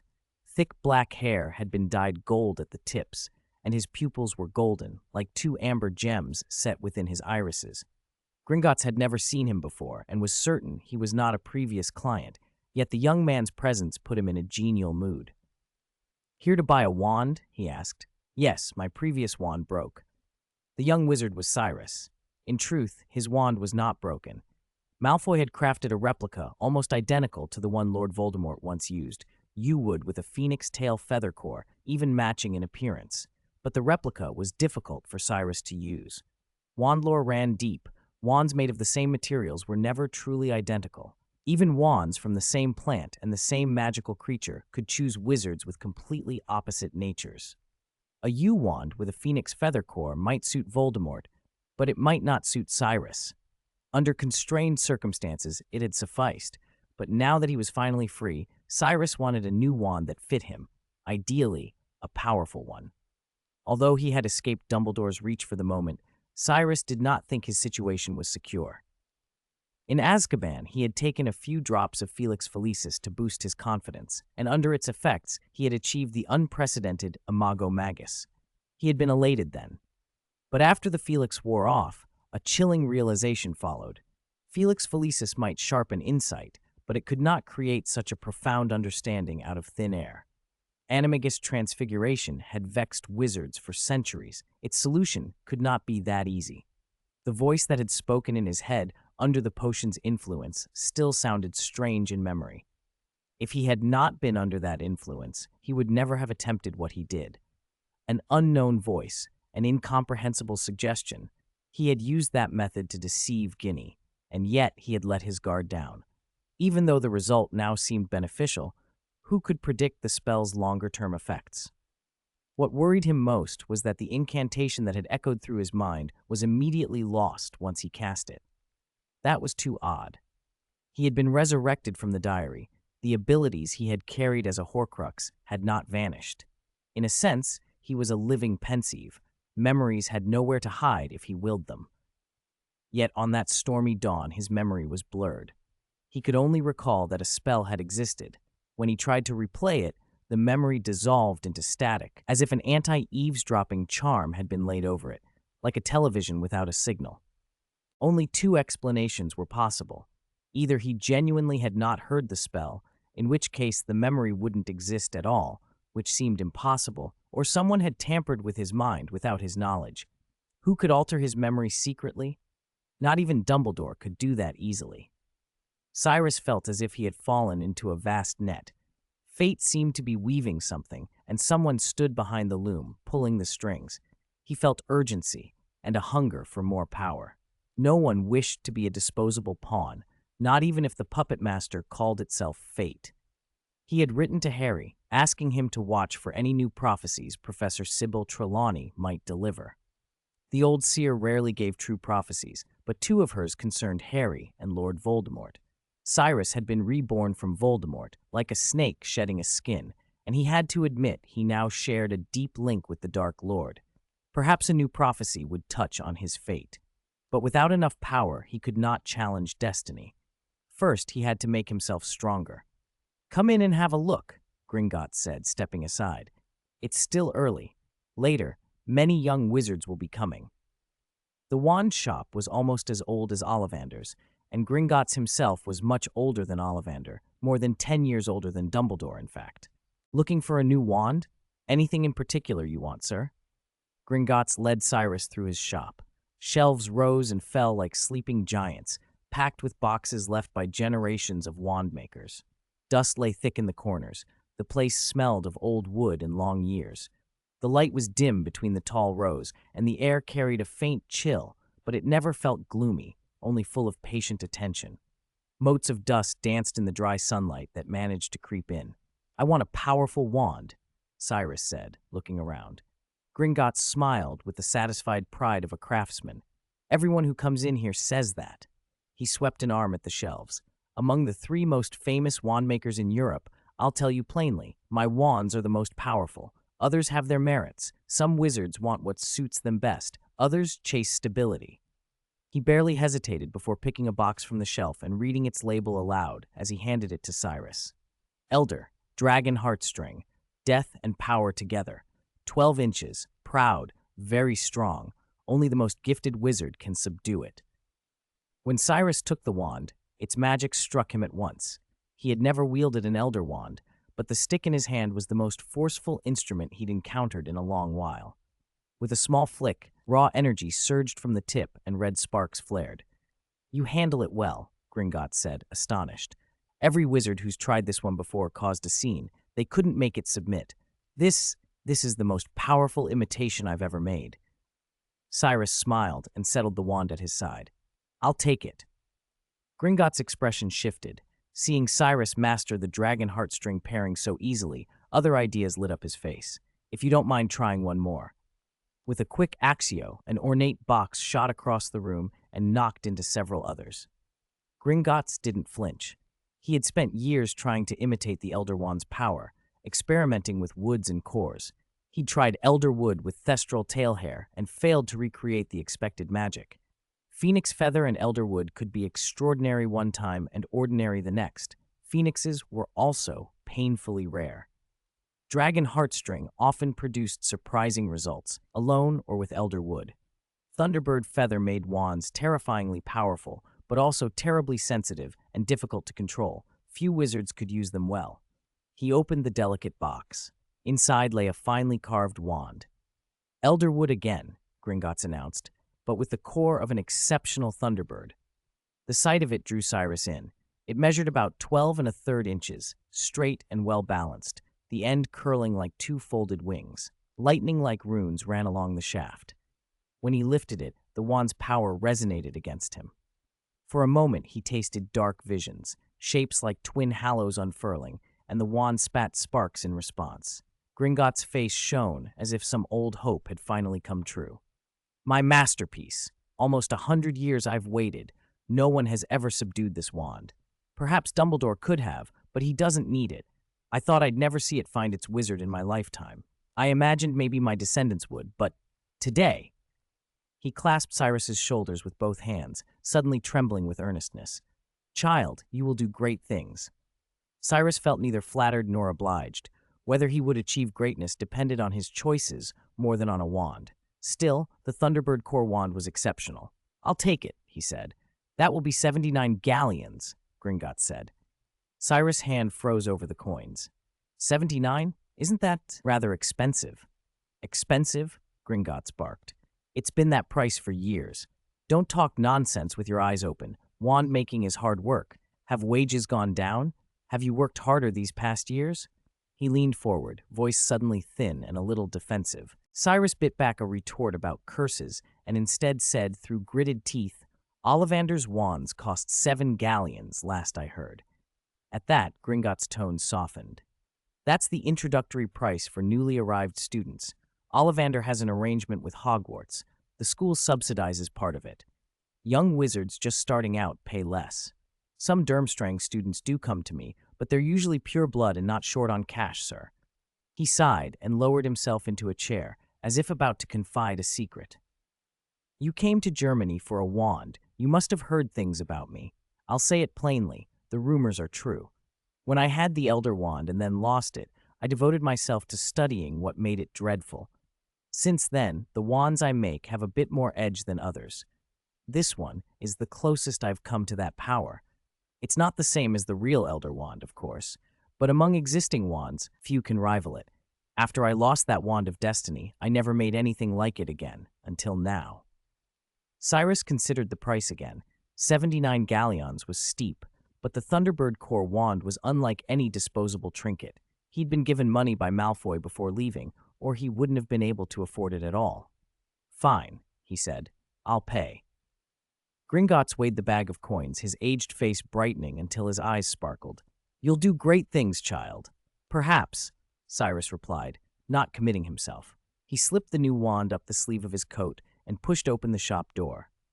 The street had filled with shoppers, parents in fine cloaks trailing exquisitely dressed children, stalls offering robes, and a menagerie of shops not far off selling owls and exotic pets. It might have been Diagon Alley transplanted to Germany. Cyrus threaded through the crowd toward a quiet alley. Now that he had a wand, there was nothing else here he couldn't leave behind. There were, no doubt, old legends and secrets in this town, but he preferred to seek out what he already knew how to find. For example, the Deathly Hallows. 97. The Other Side of Tom Riddle. A golden eagle spread its wings and soared above the shimmering sea, the incoming waves breaking beneath its sweep. Not long after, the high flyer saw the coastline ahead. He was back in Britain. In the sky, a lone Dementor drifted now and then. Azkaban had 2 escapees at once. Fudge had come perilously close to losing control. Dementors prowled over the city in numbers large enough to dim the whole London sky, the gray clouds smeared like a pencil sketch gone too far. The temperature had dropped several degrees, probably the coldest summer Britain had felt in decades. A mist condensed through the city, turning it, for a moment, back into the old fog city. Compared to that era, modern London was at least much cleaner, but in Cyrus's mind, the fog recalled how Riddle had remembered his youth. Thick fog, filthy streets, rats and insects clustered around damp sewer mouths, the paving sticky as if a barrel of cola had spilled all over it. That place was no cleaner than the secret passage leading to the Chamber of Secrets. Judging by Riddle's memories, Cyrus could see why Riddle despised Muggles. He had been raised in an orphanage in an era when children from places like that rarely turned out well. They drifted, became thugs, like rats in the gutter. Lack of schooling or illiteracy wasn't the worst of it. By their teens, many had already gone astray, becoming local ruffians, prickly and hopeless, struggling in the mud. They could not accept someone like Riddle, and Riddle, in turn, refused to associate with them. When a person among them was abnormal, their instinct for exclusion made coexistence impossible. They would not stand to see someone they assumed should be as lowly as they were reach a turning point. Add to that Riddle's attitude toward them, and the result was inevitable. Tragically, by the time Riddle was at Hogwarts, he'd lost whatever deterrent he had over those Muggle children. He was forbidden to use magic. The restriction worked. Riddle absolutely did not want to be cast out of the magical world. Few would guess that the boy who would become Lord Voldemort, the terrifying wielder of magic, whose name brought shadows of death and fear, had always returned to school at the start of term, covered in injuries. Cyrus watched Riddle's past unfold. Dumbledore had tried to steer him away from darkness, but the tutor's methods were wrong, short-sighted. The fear people felt when Riddle used magic, his helplessness when he faced stronger power, the bullying he endured when he dared not use his abilities, all of it convinced Riddle that magic was power, nothing more. This was not Dumbledore's fault in the sense of a direct excuse for Riddle, but it explained why the boy drew the conclusion he did. Cyrus felt his mood sink. Watching Riddle's memories was like watching a black and white silent film, Chaplinesque in its absurdity, but filled with sorrow. It was, he realized, the work of the Great Fog. The Dementors hidden in the mist were like greedy leeches, sucking away people's happiness. Even he felt the effect, and immediately sealed his mind, blocking Riddle's memories from eroding him further. His amber eyes reflected the ugly silhouettes of the Dementors. They were abusing their power. The vast world outside was an all-you-can-eat buffet to them. At least for now, they were restrained. They hadn't physically harmed Muggles, only drained their spirits. Aurors patrolled both the Muggle and Wizarding sides, of course, and they were more worried about Sirius. The havoc a Death Eater who had killed a dozen people could wreak seemed far more immediate than anything Cyrus might do.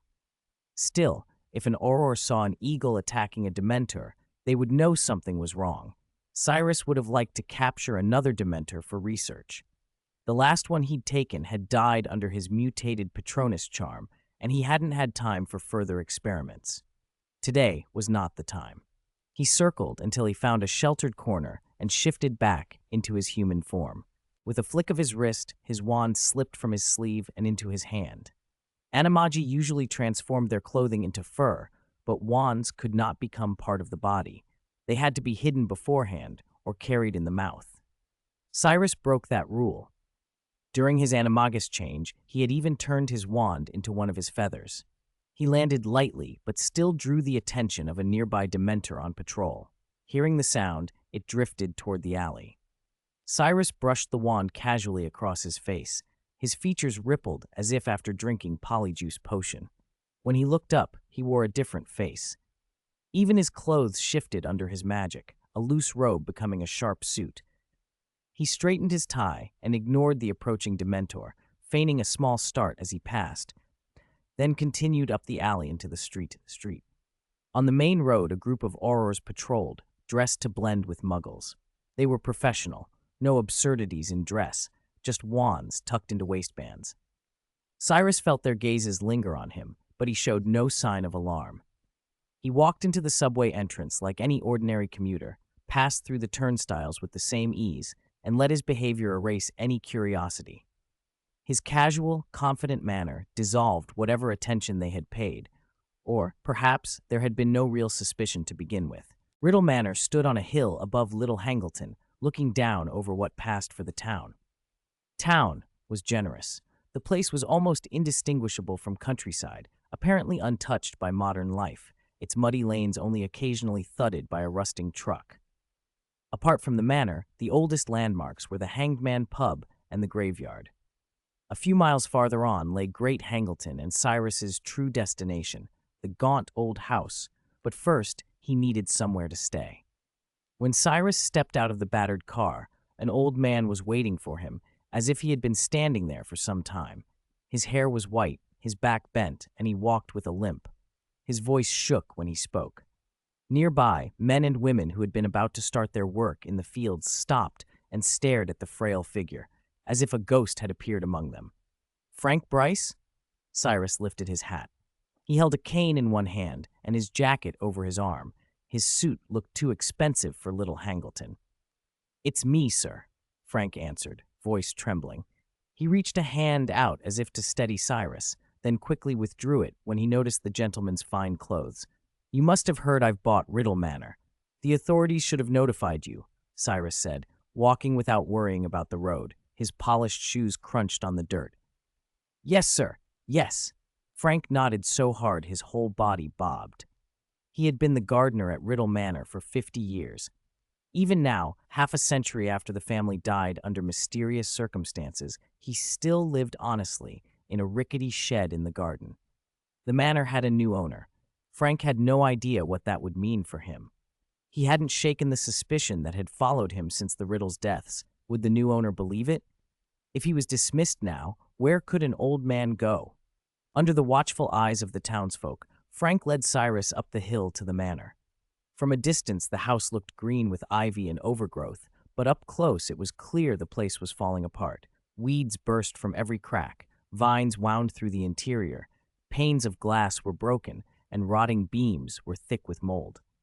Termites had eaten some of the wood. Frank wondered how long the whole house could remain standing.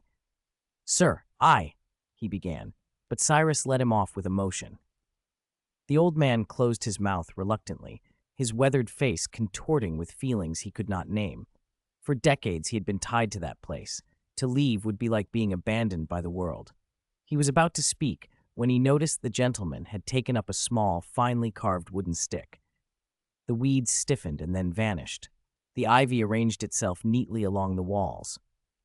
Broken glass mended. Fallen ornaments rose and righted themselves, as if time had run backwards.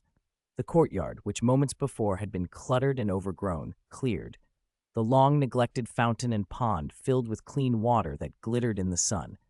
Frank rubbed his eyes with fingers as rough as old roots. "Sir, this—" Before he could finish, Cyrus pointed the wand at him. "Obliviate." Frank's memories snapped. The moment he had seen the wand waving was erased and stitched over with confused images. Instead of magic, there were vague, mundane scenes of workmen repairing the house. When Cyrus called his name, the new false memories dissolved and reality slid back in. He found himself sitting on a comfortable chair in a room he did not recognize. Cyrus sat opposite him. Frank started to rise, flustered at the thought of being presumptuous. But Cyrus pressed a hand to his shoulder. "Please remain seated, Bryce. There's no need to be so formal." His voice was calm. Though he had been the gardener for 50 years, Frank had seldom entered the manor. He'd only ever gone in to clear up the damage after local boys smashed a window. Even so, he could recall where the furniture had been. The place before him now was not the dim, decaying house he remembered. Sunlight poured through large French windows. The rooms were bright and carefully restored. "Bryce, you've been here all these years," Cyrus said. "I'd like you to keep living on the grounds." "Sir, is that true?" Frank's voice broke. Tears rose to his ancient eyes. If he had not been sitting, he might have fallen to his knees. "You're a good man," he managed, "taking in an old man like me, but you may not have heard the rumors. You mean the rumor that you were the one who killed the Riddles?" Cyrus interrupted gently. Frank bowed his head. "If you know, sir, why?" "I know enough to see when accusations are without evidence," Cyrus said. "The police had nothing. You worked here for 50 years. I don't believe you're a killer." Frank had never experienced such firm, unquestioning trust. He wanted to throw himself at Cyrus's feet and swear his loyalty, but he was an old man with little to offer. Cyrus seemed to pity that more than anything, and that pity was what he offered. "I won't be here often," Cyrus continued. "This place still needs someone to look after it. Also," he rose and walked toward the manor's entrance. Frank felt his heart lurch when something large and smooth slid into view, a huge python coiled by Cyrus's feet. For a moment, the old gardener thought to shout a warning, but the snake pressed itself against Cyrus's legs, rubbing its flat head against his trousers like a tame hound. Cyrus stroked it calmly, as if greeting an old friend. "Also, Bryce," Cyrus said without turning, "if other guests come here, you should leave first. There's an empty house in town where you can stay. Don't disturb them." With that he left, the python gliding at his side. Frank stood in the doorway, staring after him, too overwhelmed with gratitude and confusion to call out. "Sir," he finally managed, "what should I call you?" "You can call me Cyrus," the man replied over his shoulder, "or if you prefer, Riddle." Frank felt the sunlight on his face, and strangely, a cold run through him. People had always said he was a kind of ghost, a guardian of Riddle Manor, and the terrible story that clung to it. Today, whether by luck or some darker coincidence, he had seen something that felt like a ghost of his own, a handsome young man he remembered glimpsing one night long ago. "Let's go, Nagini." Meeting Nagini had been an unexpected surprise. From Riddle's memories, Cyrus knew he had encountered her very early on, so early that he had still been living in the orphanage. He had not expected that a stroll through the historical sites of Riddle Manor would find Nagini quietly coiled among the lush climbing vines. She mistook Cyrus for Riddle.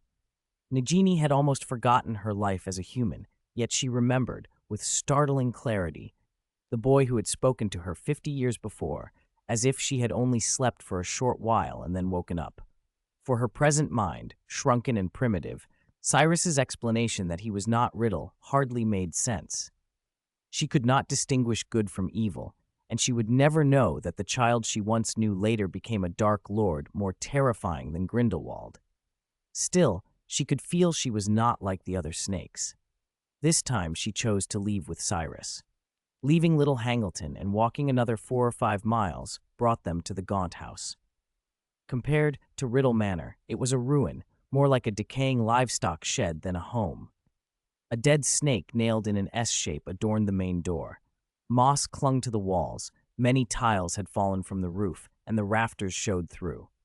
Thick nettles choked the yard and crept up to the small windows, which were smeared with a heavy layer of grime. The house had become a haven for rats and spiders. Withered moths hung tangled in the ubiquitous cobwebs. Cyrus did not enter rashly. He knew Voldemort had left a curse here. He also knew how to remove it. The Gaunt family ring and the diary, the 2 Horcruxes, had been created very close in time. Many believed the diary had been made when Voldemort murdered Myrtle, but that wasn't true. Myrtle's death had been an accident. The real first truly meaningful murder had been the slaughter of the Riddle family and the deaths he caused among the Gaunts. Both Horcruxes dated from that period. The ring had been made a little later than the diary, but there was a link between Horcruxes themselves and between Horcruxes and the Maker's main body. Harry and Voldemort could invade each other's minds. Harry had even overlapped perspectives with Nagini. Even though only a few memories lingered in the diary, when Voldemort experienced strong emotions, it still resonated. Because of that resonance, Cyrus had seen the moment just before Voldemort's death. The instant when Voldemort's connections to the Horcruxes he had created were severed. Whether it was the diary, the locket, the cup, Voldemort had been unaware as each Horcrux was destroyed. When Nagini was killed, however, he suffered a severe blow, and when he struck Harry with the killing curse, he himself had been struck down as well. The curse on the Gaunt house was complex. Cyrus had spent nearly a whole night getting his hands on the ring. The ring itself was not important. What mattered was the black, faceted stone set into it. It looked like a piece of black crystal with the Peverell coat of arms etched inside. It was one of the 3 Deathly Hallows, the Resurrection Stone. The stone's power was terrible and strange. It did not bring joy to those returned. It produced something like a hollow imitation of life. If the old tale of death and the 3 brothers was true, it was less that those brought back had no soul than that they had lost their emotions. Joy, anger, sorrow, happiness. Without them, the returned drifted toward madness even while their bodies moved. Still, the Resurrection Stone broke an iron rule of magic. As Dumbledore had said, no spell or potion can truly bring the dead back, not even the Philosopher's Stone. Cyrus could create a body with the Philosopher's Stone, but that was a material form of life, an alchemical recreation of vitality. The Resurrection Stone was different. It called back the spirits of the dead. Souls that should have dispersed could be tugged back into the world, albeit imperfectly. Among the Hallows, the Resurrection Stone was unique, the only one engraved with the Peverell crest. Cyrus removed it from the ring. The ring itself was useless to him. He considered destroying it. Voldemort was his enemy. If Voldemort learned that one of his Horcruxes had been resurrected, or that someone had taken a part of his power, he would see Cyrus as a threat and use every means to eliminate this impostor. Cyrus also believed Voldemort might already know of his existence. The Ministry had spread wanted posters for Tom Riddle across Britain. Although Voldemort was thought to be hiding in the dark jungles of Albania, Cyrus suspected Dumbledore, testing the Dark Lord, would have relayed news of his resurrection. How Voldemort might react, Cyrus did not know. "I don't need the Resurrection Stone now," he told himself, "but it's a safeguard." As for the other 2 Deathly Hallows, he thought of them in passing. He remembered how recently he had tried to leave Hogwarts with Harry's invisibility cloak and had been foiled by Dumbledore. In the end, he had not been able to take the cloak. It had seemed a coincidence, but considering that neither Dumbledore nor Grindelwald had ever possessed all 3 Hallows at once, it felt less accidental. It was as if something in fate itself kept them from gathering all 3. 100. Whereabouts exposed. After nearly 2 weeks at the Leaky Cauldron, Harry finally reached the day before term started. He hadn't expected to see Ron and Hermione until the train, so he nearly dropped his ice cream when he spotted them at Florian Fortescue's. "Harry, I finally found you. We went to the Leaky Cauldron to look for you, but Tom, the proprietor, said you'd already left," Ron said, grinning.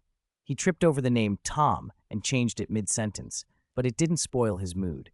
He clapped an arm over Harry's shoulder. "I heard you blew up your aunt this summer?" "Don't bring her up." Harry's temper flashed. "I didn't mean to. Sometimes I just can't control myself." If Aunt Marge hadn't let go, Uncle Vernon might never have signed the form, and Harry could easily have been kept out of school.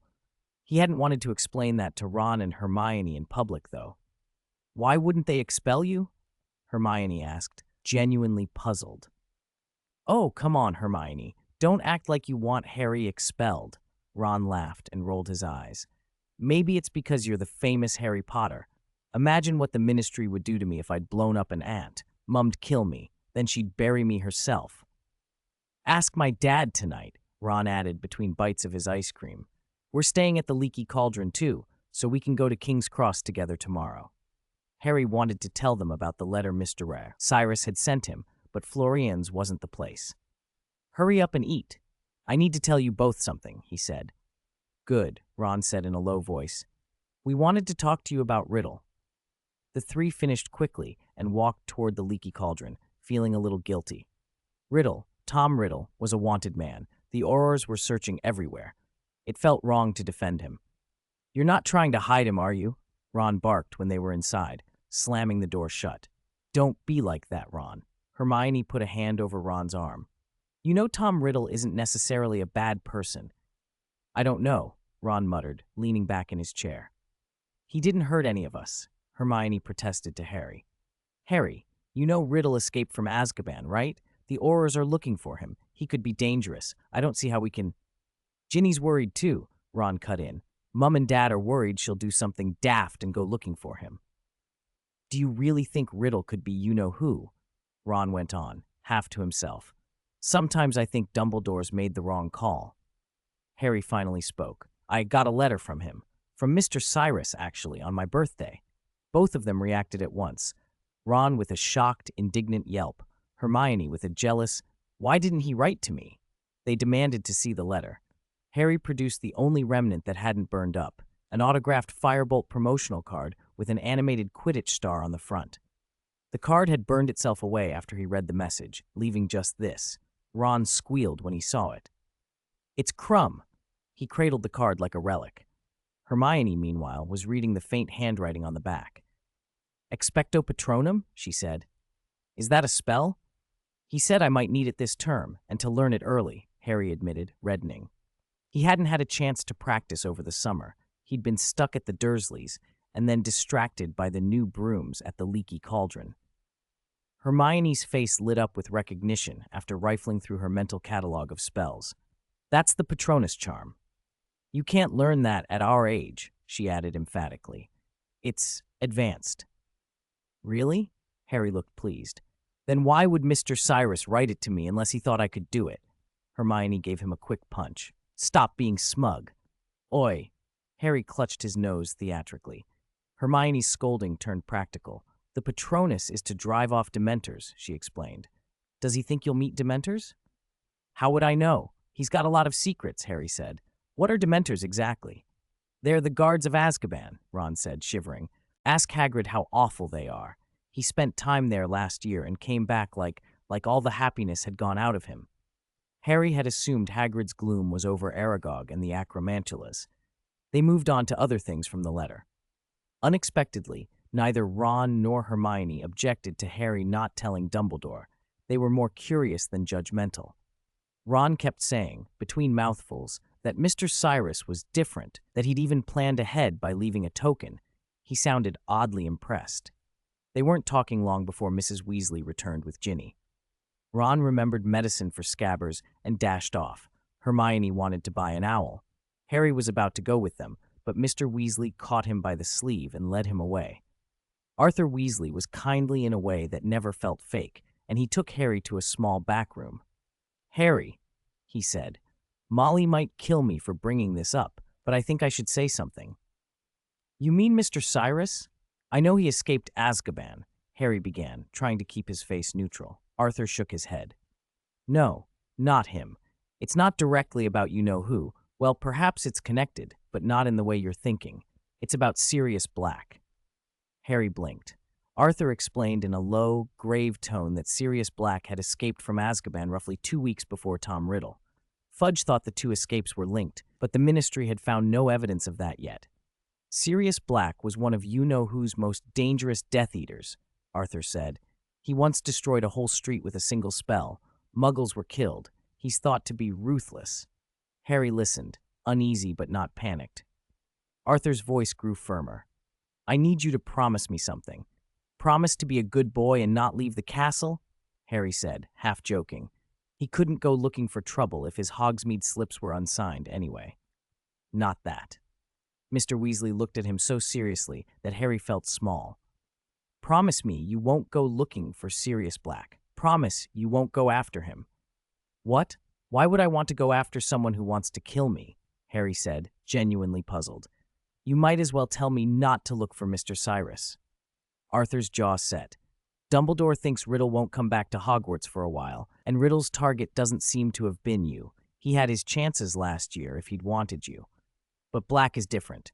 He was very close to you-know-who, and, well, Harry, you must promise me. Harry didn't like being ordered about, but he loved the Weasleys, and he could see how scared Arthur was. He nodded and gave the promise. He had enough to worry about without hunting down another escaped murderer. That evening, the group came together for dinner. Ginny had joined them. Hermione now had a disagreeable-looking ginger cat that took a suspicious interest in Scabbers. Harry told them about the promise he'd made to Mr. Weasley. Ginny and the others shared his confusion. None of them understood why Arthur had been so insistent. Then Mr. Weasley placed a letter on the table. He glanced at Ginny, then at Harry, Ron, and Hermione, and said slowly, "A ministry letter arrived today. They've found traces of Tom Riddle. He was seen in Little Hangleton recently."